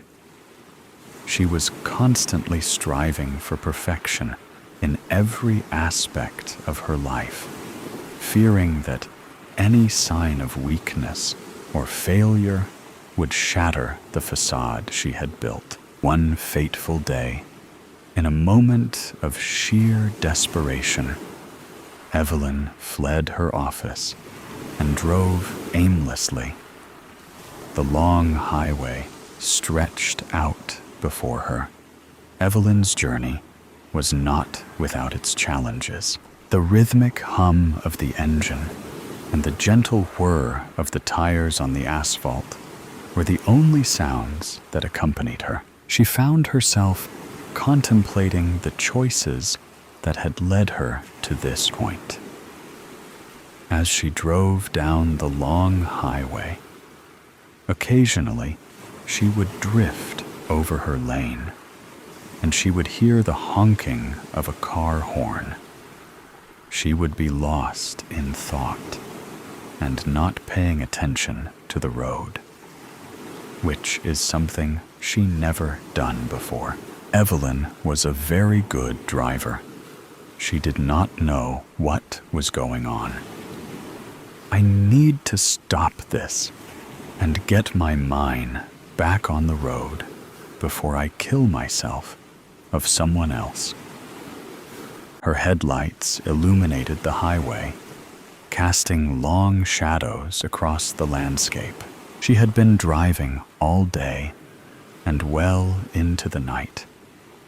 Her eyes were heavy and burning from the headlights blaring in her eyes.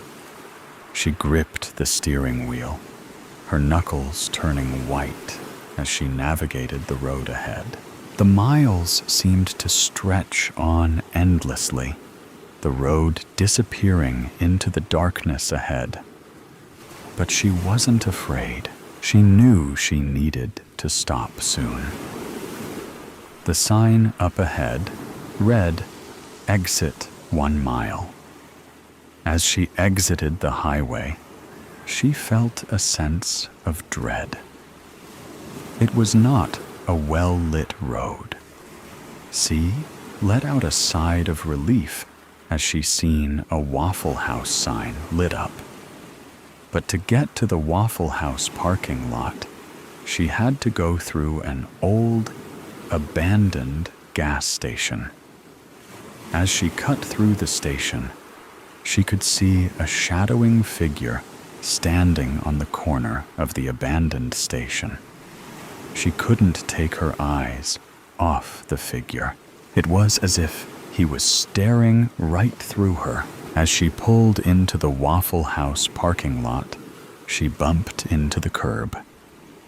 Which broke her fixation of the figure at the gas station. She exited the car and went inside. It was a drab-looking place. As she looked around, the waitress said she could sit anywhere. Evelyn took a seat near the waitress station. She felt safer there. For some reason, couldn't shake the feeling of impending doom. Evelyn tried to rationalize her fears, telling herself that it was just irrational paranoia or stress getting the best of her. But deep down, she couldn't shake the feeling that something terrible was about to happen. Evelyn said she would like a cup of coffee. As the waitress was pouring her coffee, curiosity got the best of her, and she couldn't resist asking the waitress about the man. "Who is that man standing over there?" Evelyn inquired, nodding towards the figure outside. The waitress paused for a moment, glancing out the window before turning back to Evelyn with a puzzled expression. "I don't see anyone, dear. Are you sure you're not mistaken?" she replied, furrowing her brow in confusion. Evelyn sat there quietly, drinking her coffee. Evelyn must have fallen asleep. She felt a gentle shaken on her shoulder. She smiled at the waitress, then got up, paid for her coffee, then went to the restroom. She splashed cold water on her face. As she was leaving, Evelyn thanked the waitress and headed to her car, dreading the drive ahead. She was tired. The tiredness in her bones weighed her down, making the thought of sitting behind the wheel seem like a daunting task. As she was getting in the car, Evelyn looked over at the station. She could see the man starting her way. Panic took over, and she hit the gas, sending gravel spraying, ricocheting off the underneath of her car. She flew through the parking lot. The adrenaline pumped through her veins. The stop sign loomed ahead, but she had no intention of slowing down. With a defiant attitude, she pressed down on the gas pedal even harder, the tires squealing in protest as she hit the pavement. As she got onto the interstate, with fear in her eyes, Evelyn keeps looking in her rearview mirror as if the shadowing figure was about to bite her on the behind. Evelyn hadn't noticed that she was going well over 80, her eyes fixated on the rear view. But when she finally got the strength to take her eyes off the rear view, to look at the road ahead, there in front of her was a semi stalled in her lane. With no time to react, Evelyn let out a horrifying, blood-curdling scream. Evelyn's eyes opened, and she jotted up, unaware of where she was. The room was spinning around, and her head hurt.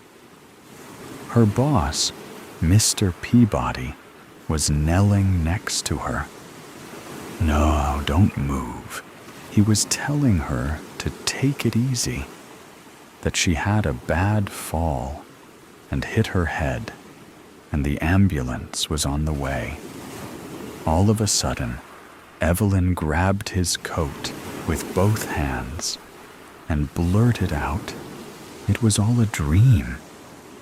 Then her eyes slowly closed and her grip loosened. She became limp. Mr. Peabody carefully lowered her down.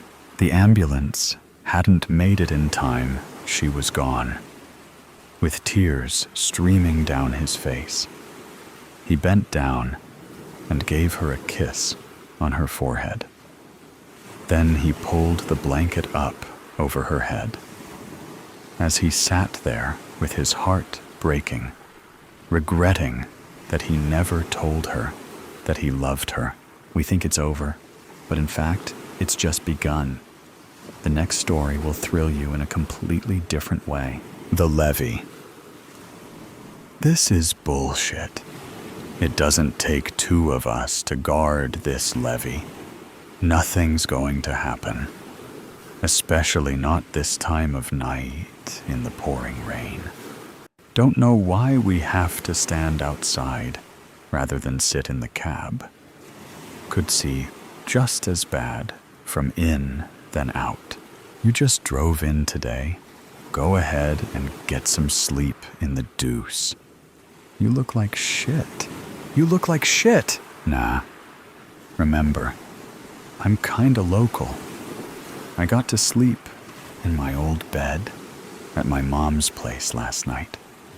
Go. Kay. Thanks, man. Yeah, whatever. Ed, stop. Who's there? This levee is under the supervision of the National Guard. Turn around and return the way you came. Sorry, young man, but we can't do that. We don't want trouble, but we gotta do this. It's the only way. Mr. Hicks. What's your tag there, say? Adams? Which one of the Adams boys are you? Rick. Sir, I'm Rick. Who's with you? Just me and my dad, son. Just me and him. Why don't you put that gun down? Old Pops is with you? What are you two doing here? Let's just put that gun down, son. We'll explain. I can't do that, sir. Especially not with you holding that shotgun. You two need to stop bickering like old hens before I drop this box. That wouldn't be good for any of us. What's in the box? Dynamite. Dynamite? What the hell, Pops? Why are you bringing dynamite out here? Mr. Hicks? It's the only way, Ricky. The only way we don't lose everything. I don't understand. We gotta blow the levee before we lose everything. Our farm is set to get flooded out completely. I can't let you do that. I'm really sorry about the farm, but I can't let you do that. I've got orders to shoot, if necessary. We have to protect this levee. You wouldn't shoot me, would you, Ricky? After I coached you all those years in Little League and Pee Wee? I'm the one who coached the high school to state the year you won that fancy scholarship and hightailed it out of town. Come on now, let us through. No, I'm sorry. But you're talking about saving 1 or 2 farms. On the other side of this levee, there are over 50 homes with young families, with little kids asleep in their beds. Bullpucky boy, we heard the evacuation orders for the whole area on the radio. Ain't nobody there. They were even going to evacuate the old folks' home. This one keeps trying to put me in. We waited 2 days. Everybody should be gone. We ain't no murderers. That's exactly what you're about to be. If you've been listening, you know that evacuation didn't happen. My grandmother's down there right now. And all those families. What Amy's do you mean down didn't happen there? What? You said you've been listening to the radio. Well, power went out a bit after the evacuation orders were first announced. What do you mean it didn't happen? The levee up toward Summitburg on the other branch failed. It took out the island bridge. They can't evacuate. You said aim. Your gran is down at the old folks' home? Why didn't your ma bring her home? She should be home. Kara never did like your gran much. Figures she left her there. Your father is rolling in his grave. Hey, we tried Pops. She refused to leave. She insisted she can still help. Stubborn as a mule. That's your gran. Help with what, for God's sake? Just before the bridge went down, the med center went under. They saw that coming and had already evacuated everyone. Doc and a couple of nurses threw everything they could in the ambulance and set up in the nursing home. It's now the only medical facility in 3 counties. The Emergency Services Center went under, too. Grandma's running triage and dispatch from the night nurse station. Yup. That's definitely something she could do in her sleep. She was a Spitfire Army nurse, then spent probably 30 years running that dispatch before retiring. Well, holy. But our farm? Bill, hush. Private. Have your engineer types checked out this levee? Is it going to hold if it keeps raining like this? They're not sure. There's some work supposed to happen tomorrow if this rain lets up a bit, but it's mostly wait and see. You got a radio, private? One I can reach your gran on? I'm supposed to keep it on the guard channel. Just for a minute. No one will know it was your radio, and not a personal one. Please. Okay. Here, Amy Adams. You there, sweetheart? It's Hank. Hank Hicks. You get off this emergency channel. This is for business. Just one quick ask, hun. Can you get word out for anyone willing to come by my place and drive the cows from the dairy barn across the road into the hills? I'm not there, and it's going to flood in real quick. My grandson, Mike, worked for you last summer. He's right here. I'll send him and anyone he thinks can help. Thank you, sweetheart. I gotta go. Dad, what was that about? We can be back in plenty of time to drive the cows out ourselves. If it even comes to that. Oh, it's come to that. Come on, Bill. We've got a levee to blow up. What do you mean, Pops? No, Dad. No. We'll lose everything. More than everything. What are you guys talking about? I'm talking about taking some of the pressure off this here levee to make sure your gran and all those folks stay safe. What are you talking about? He's talking about blowing the private levee in our back pasture. Flash flooding the whole farm. Darn right I am. Let's go. No! We can deal with some flooding, but that would wipe out everything. Son, it is still my farm, not yours. We'll lose crops. We'll lose equipment. We might well lose buildings too. But the land ain't going nowhere. And with the cows up in the hills, there'll still be a herd. You can use all the different property and crop and equipment insurance money to rebuild with all the fancy modern thingamabobs you keep going on about. Insurance. Dad, why the hell were we up here meaning to blow up this levee if we have insurance? I ain't never made an insurance claim, and I wasn't about to start if I could help it. Wait, what do you mean I can use the money? You mean we, right? Nope. I'm thinking I'll move myself into that old folks' home with his pretty grandma and leave you to it. Let's go blow a levee. The above story ends, but never stops. Here is another story that will not disappoint you. The Burial of the Bottle. It was a hot summer evening when the doorbell rang at Steve's residence. Carol, a young and ambitious journalist, stood on the porch, her eyes filled with a mixture of determination and unease. She had been investigating a sensitive case for months, and the trail had led her to this unassuming suburban home. As the door opened, Carol was greeted by a middle-aged man, his face etched with a weary expression. "I'm Carol, the journalist from the Daily Tribune. I was hoping to speak with you about a matter of great importance." The man hesitated for a moment, then ushered her inside. "Come in, please. I've been expecting you."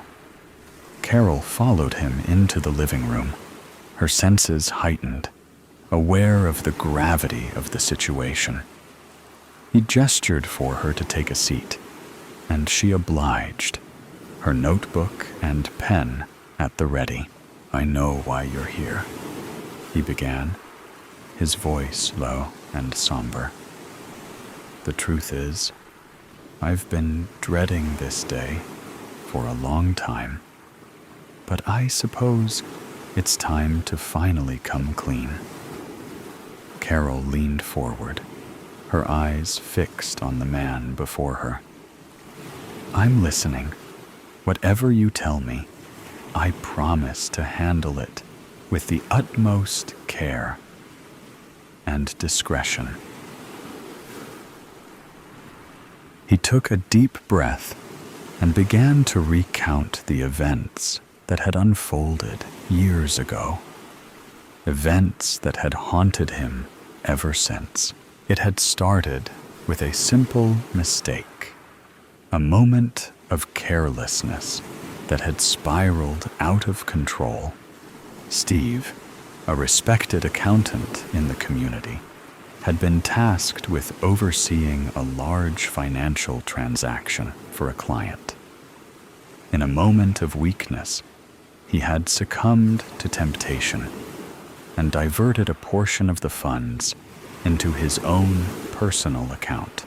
At first, he had justified it to himself, telling himself that it was a temporary loan, that he would pay it back before anyone noticed. But as time passed, the guilt and fear began to consume him. He knew that if the truth were to come to light, it would not only ruin his career, but also shatter the trust of his family and the community he had worked so hard to build. As the months turned into years, Mr. Steve lived in a constant state of anxiety, always looking over his shoulder, terrified that the truth would eventually come to light. He became withdrawn, his once vibrant personality replaced by a haunted, guarded demeanor. "I thought I could get away with it," he confessed, his voice trembling. "I thought I could make it right. But the more I tried to cover it up, the deeper I sank. I became a prisoner in my own life, always afraid that the walls were closing in." Carol listened intently, her heart heavy with the weight of the man's confession. She could see the toll it had taken on him, the years of guilt and fear etched into his features. "What happened next?" she asked gently, her pen poised to capture every detail. Mr. Steve's gaze drifted to the window, as if he were reliving the events in his mind. It all came crashing down one day when my client discovered the discrepancy in the accounts. He threatened to go to the authorities, and I knew I had to act fast. He paused, his hands trembling slightly. I made a decision that I will regret for the rest of my life. I couldn't let everything I had built be destroyed, so I made the client disappear. Carol's eyes widened in shock, and she felt a chill run down her spine. You mean you killed him? The gravity of his words hung in the air, and Carol found herself struggling to process the information. She had come here expecting a story of financial impropriety, but this was something far more sinister. She was so caught up in the moment that she did not hear the two men come into the room from the kitchen. Before she knew it, one of the men had put his hand over her mouth and nose, suffocating her as they were putting her body in the back of the truck. They heard a voice telling them, "You know what to do." The sun beat down mercilessly on the dusty road as the two men in the battered pickup truck navigated the winding path through the vast expanse of the desert. The air was thick with the scent of gasoline and the faint hint of something more sinister. Albert gripped the steering wheel, his knuckles turning white as he focused intently on the road ahead. His partner, Bill, sat silently in the passenger seat, his gaze fixed on the horizon. Neither of them spoke, the only sound filling the cab being the rumble of the engine and the occasional crunch of gravel beneath the tires. As they drove, the landscape around them transformed from the sparse, scrubby vegetation of the desert's edge to the vast, undulating dunes that stretched out as far as the eye could see. The heat was oppressive, and sweat beaded on their brows, but they pressed on, their destination etched in their minds. Albert's thoughts drifted to the events that had led them to this moment. It had been a job like any other, a simple task that they had carried out countless times before. But this time, something felt different. Perhaps because they had never killed a woman before. Now, they were tasked with the grim duty of disposing of the body, a task that weighed heavily on their minds. They had chosen this remote location, far from prying eyes, to carry out their macabre task. The desert, with its endless expanse and unforgiving terrain, was the perfect place to bury their secret. As the truck rumbled on, Albert's gaze drifted to the rearview mirror, his eyes scanning the horizon for any sign of pursuit. But the road behind them was empty, save for the occasional tumbleweed that danced across the asphalt. The minutes ticked by, and the sun began to dip lower in the sky, casting long shadows across the dunes. Finally, Albert spotted a small, weathered sign in the distance. indicating their turnoff. He slowed the truck, steering it off the main road and onto a narrow, winding path that led deeper into the desert. The going was rough, the truck bouncing and lurching over the uneven terrain. But Albert navigated it with the skill of a seasoned driver, his eyes fixed on the task at hand. Bill remained silent, his hands gripping the door handle as they navigated the treacherous path. After what felt like an eternity, the truck finally came to a stop in a small, secluded valley. The men stepped out, their muscles aching from the long drive. They surveyed the area, their eyes scanning for any signs of life or prying eyes. Satisfied that they were alone, they set to work. Grabbing a shovel from the back of the truck, they began to dig, their movements methodical and efficient. The sand was hot beneath their feet, and sweat poured down their faces as they worked in silence. The sound of the metal blade cutting through the hard-packed earth echoed through the valley. The only sound breaking the eerie silence as they dug, their thoughts drifted to the life they had taken, the weight of their actions bearing down on them. They had both been in this line of work for years, hardened by the violence and the constant threat of danger. But this was different.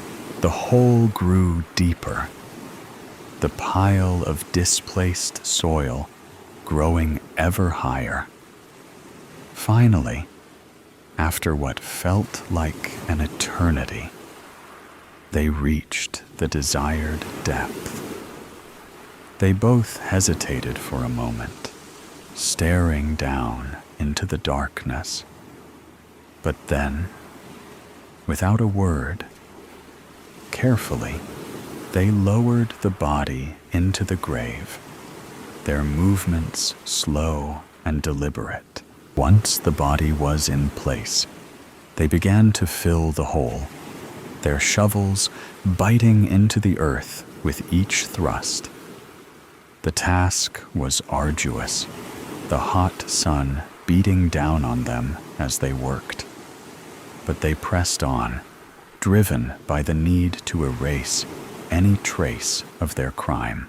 As the last of the soil was packed down, they stepped back, surveying their handiwork.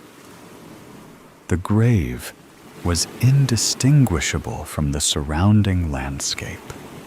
The only sign of their presence, the faint tracks left by the truck.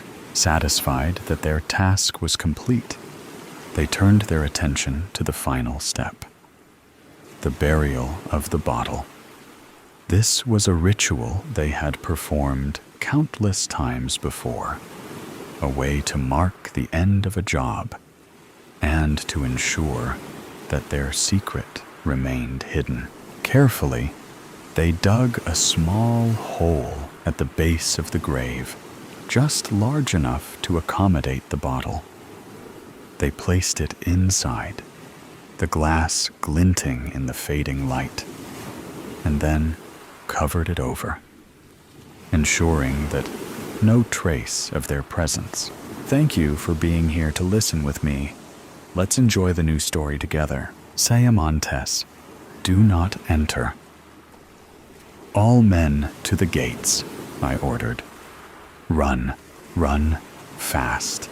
Take your torches. Take your weapons and armor. Just go. Go now. Fire. We need fire in the pits. All of them. Sonia, please, go quickly with this torch. Light. We must have light.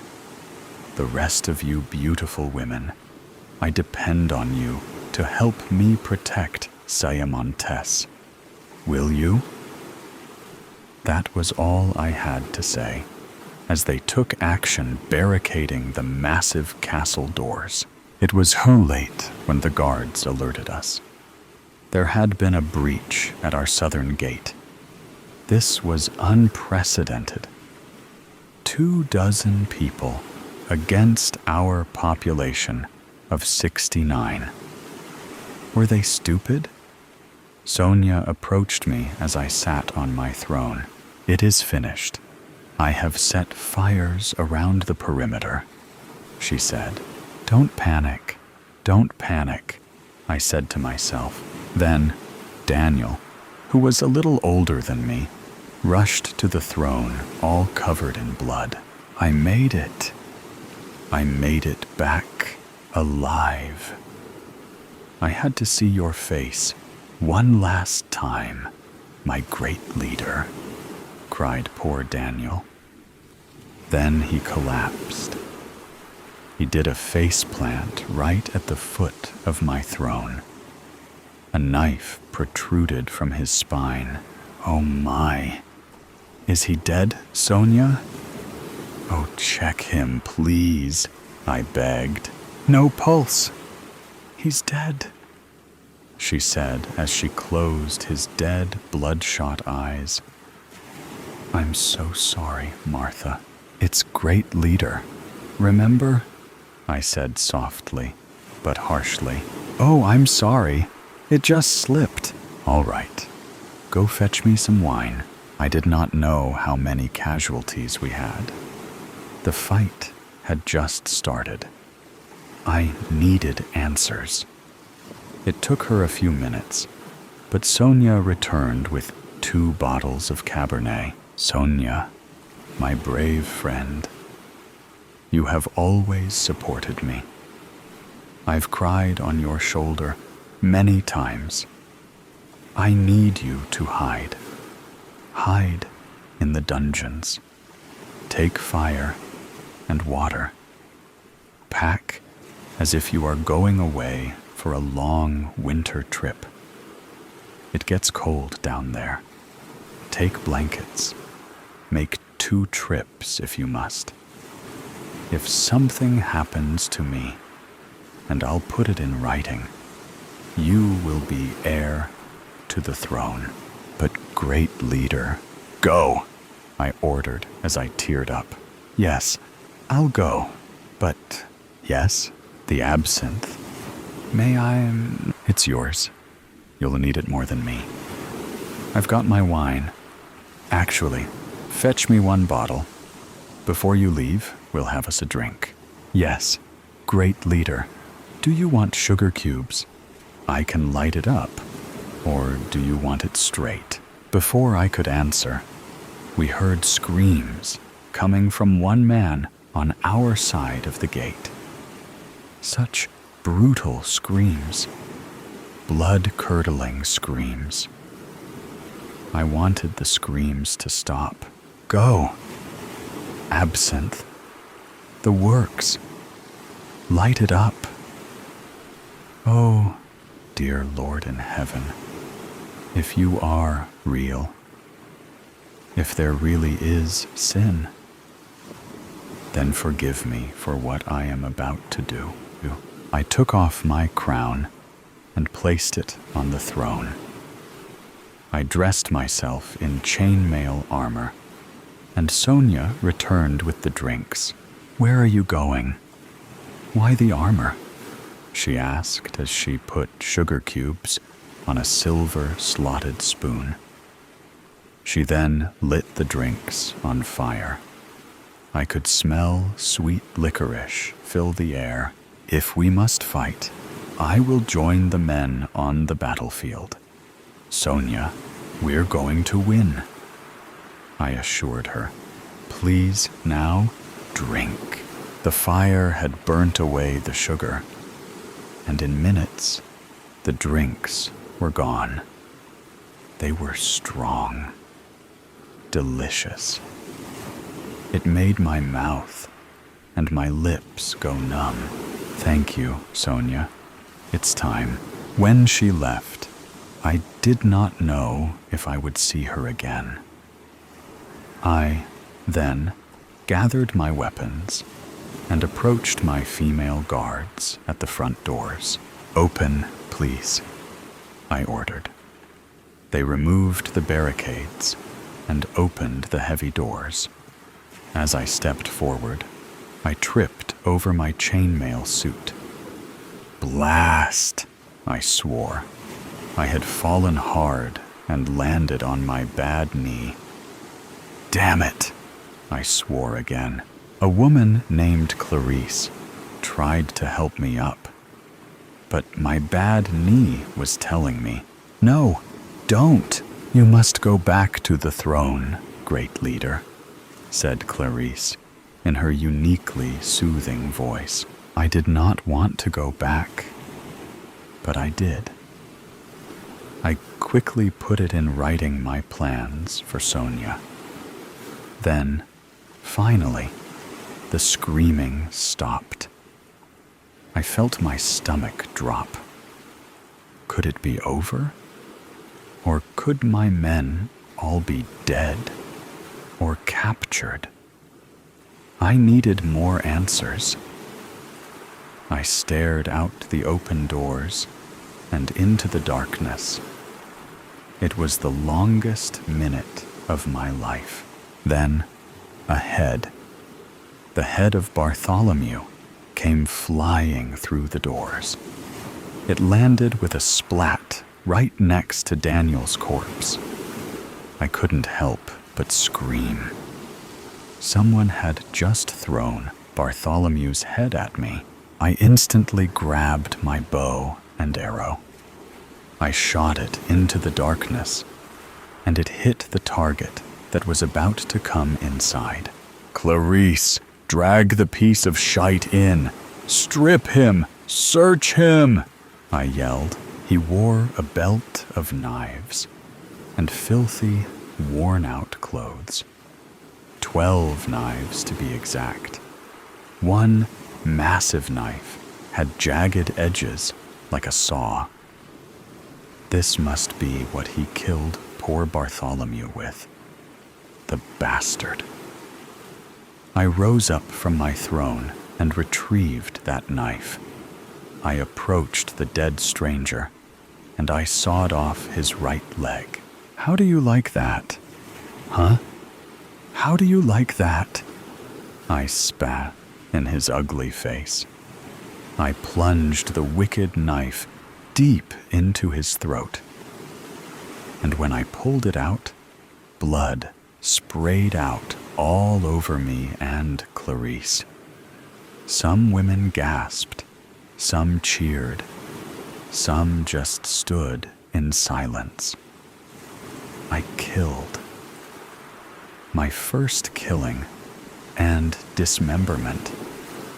Now, who was going to be next?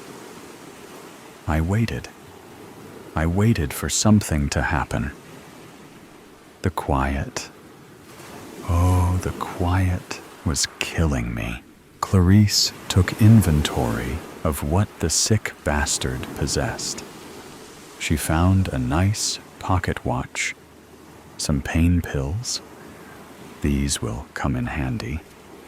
A toothbrush, and a small, pure gold locket that had a small picture of an older woman. His mother, perhaps? But really? Who cared?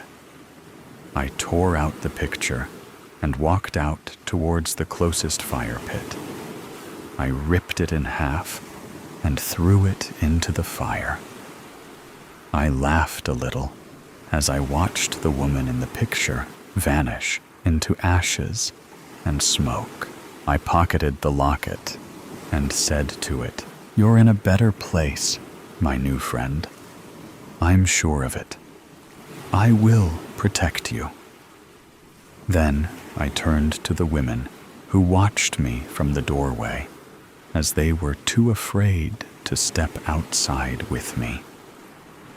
"I will protect all of you. Tonight, we will have victory. I believe it. Do you believe me? We can take these common and dirty people. As I got closer to the women, I had them all huddle around me. I spoke as quietly as I could. Here is what I'm thinking. We spread out around the fortress, stay close to the fire pits, as we shall light our arrows on fire and kill these common fuckers. Then it happened, and my heart just broke. An arrow flew right past me. It almost hit my head. A great assassination attempt. It hit Clarice in her left clavicle.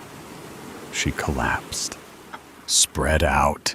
Shields up," I screamed. "Don't panic. Don't panic," I whispered to myself. "No, don't." Then I heard one of the sweetest, most soft-spoken women you could ever meet. Beatrice scream. "I see them. They approach us from the south. Great leader, permission for us to light our arrows? Permission to set the skies ablaze? Women, guard your stations. Prepare yourselves for battle. Now light it up. Light up the sky. Aim, and..." Then I heard a male's soft voice whisper in my ear, "Peace. You have the power to make peace. Peace. Peace would not bring back Daniel or Bartholomew." "Fire," I ordered, and the spectacle was amazingly breathtaking.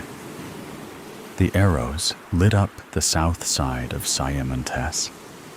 They landed in unexpected areas. In the trees, in the pond, in one man's shoulder, and beyond. I counted 3 fallen men from the first round. When the flames went out, it was so hard to see. Were they charging us? Where the hell were our men? I ordered another round to be fired. "Take aim at whatever moves. Fire at will," I ordered as I retreated to the bathroom to relieve myself. Even during these times, I felt it was important to be a lady. While the other women may be squatting in place, I preferred my privacy. There had to be more than a dozen men out there ogling them. There had to be. As I raced through the corridor, I stopped suddenly. I heard something behind me. Not screams, but footsteps. I proceeded cautiously, but was afraid to look back. I entered the bathroom, opened the stall door, and soon felt relief. As I washed my hands, the warm water felt good. Then, a hand covered my mouth. "Don't scream. No, don't," whispered a male voice in my left ear intensely. He spun me around. It was Jacob. What a relief. Jacob was someone I cared about very much.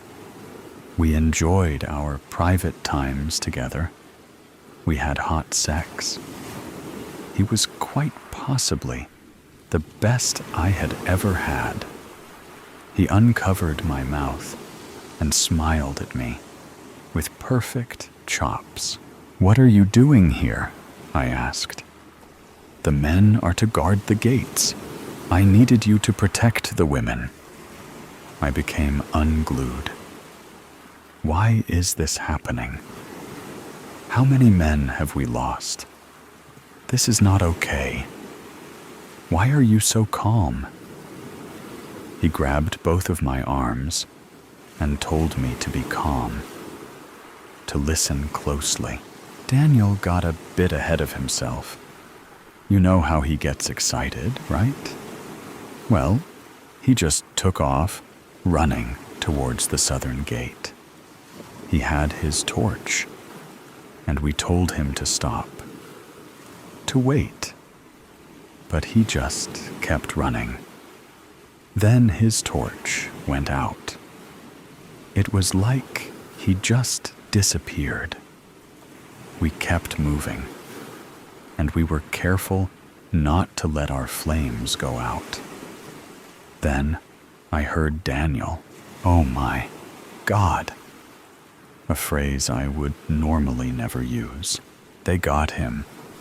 We regrouped and discussed if we should split up. Bartholomew wanted us to split into 4 groups: north, south, east, and west. We decided against him, and he took off running north, back towards the castle. "I've been so worried," he said as he got choked up. Apparently, he did not see the corpse and the head by my throne when he entered Siamontes. I made sure it would stay that way, at least, until morning, or the end of the battle. Whichever came first. "Jacob, I sent Sonia away to hide in the dungeons," I said as I wept. I miss her sweet face already. She was my kindred spirit, my best friend. I took a deep breath and reached for my document I had folded and slipped into my chainmail waist bag. Jacob read the letter with haste. "What's this about her being heir to the throne? You don't honestly believe these commoners are going to kill you, great leader?"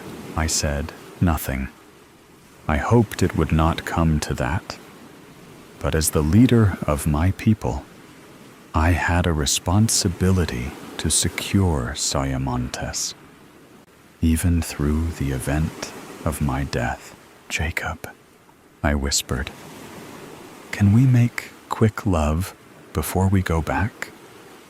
I know it isn't ladylike for me to ask, but I keep thinking they're going to take me away, or worse, send me straight to the gallows. I know deep down that I am sterile, so even if I survive this, I will never be able to produce an heir to the throne. Oh, please, make love to me." And he did, right there on the bathroom floor. We continued until we had both been pleased. It did not take long, as Jacob always knew what he was doing. We both giggled as we left the bathroom. We were being completely inappropriate. While my people may be dying, we were making love. It was foolish, but needed by both of us. Jacob expressed he had great mental clarity after our encounter. As we exited the corridor, I gasped. "Beatrice!" I screamed. She stood in the doorway with 3 arrows sticking out of her abdomen. She stood there, solid. She did not scream. She was surging with adrenaline. She would guard Siamontes with every ounce of her energy. "Great leader, we are winning!" "But I shot Micah," she said, ashamed. "He was out there in the mix without armor. I shot him." "I did," Beatrice cried. "He was the love of my life." Then she finally broke down. She took an arrow out of her pack and shot her left foot with it. "That's what you get, Beatrice," That's what you get." She then sat down in the doorway. She leaned her head up against the door and died. "No, please!" I rushed to her, and an arrow grazed the skin of my cheek. But I did not care. I checked. No pulse. She was dead.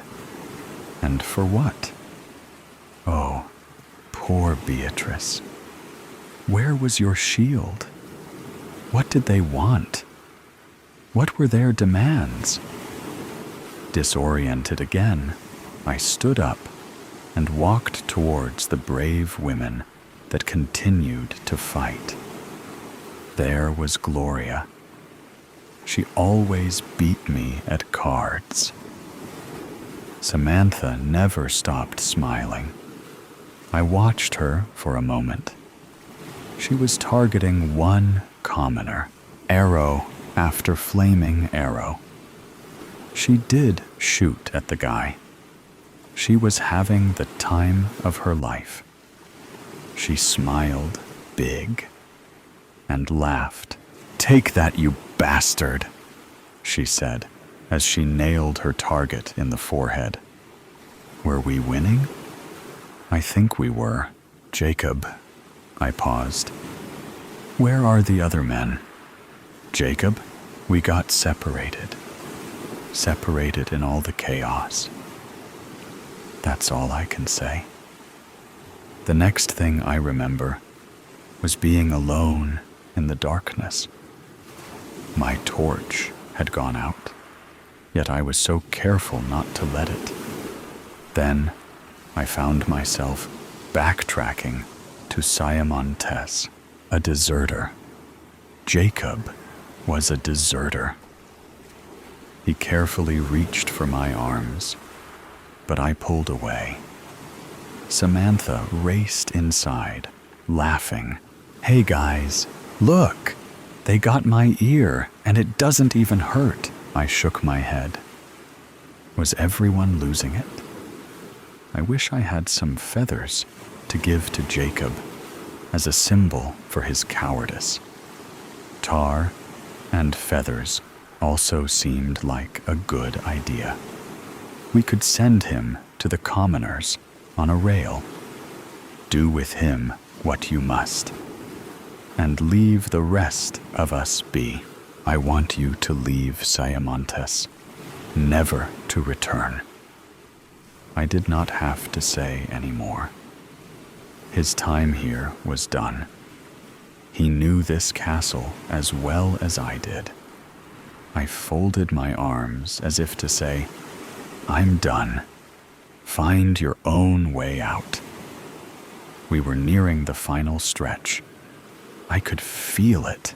As Jacob fucked off, I checked on my women. One by one, I checked on each of them. Are you hungry? Can I cover for you while you take a break? I asked questions like that, and no one took me up on my offers. They were such strong women who wanted to stand their ground. Such loyal women. A few had fallen, and they will be missed. Celebrated even, I returned slowly to my throne. At this point, I wanted to saw off my own leg. It hurt so bad, Siamontes, I muttered. You shall always be mine. I heard chatter coming from the women outside. Frantic chatter, or was it excitement? We caught one, exclaimed Miranda, one of our oldest people. I shot him right in the caboose. He's down there by the bridge, crying. The pathetic little cur. Come with me to go fetch him. Come on now. Usually, I give the orders. But when Miranda says to do something, you do it. She led me to the commoner. My heart raced as we approached with extreme caution. I did not know what to say, what to ask him, so I said, "Why? Why are you doing this? You're all going to die." The man just panted and stared at me for what was the second longest minute of my life. Then he said, "You got a pretty castle. What's it called?" "Sayamantes," I said, as I withdrew that wicked knife. I handed it to Miranda. "Now saw off his head." I grabbed his hair with both of my hands. He squirmed and moaned. Then Miranda sawed away. She took great joy in it. Blood drenched both of us, but we did not care. As we turned around, the rest of the women were standing at the castle's entrance. They sobbed great tears of joy as they watched us. Even Samantha was crying. That never happened. Could it be? Was he the last one? Was it over? I grabbed Miranda and held her close. I kissed her forehead and said, "Oh, Sayamantes, my beautiful castle filled with my beautiful people. Say, let's go get cleaned up. Tomorrow we can start a new chapter.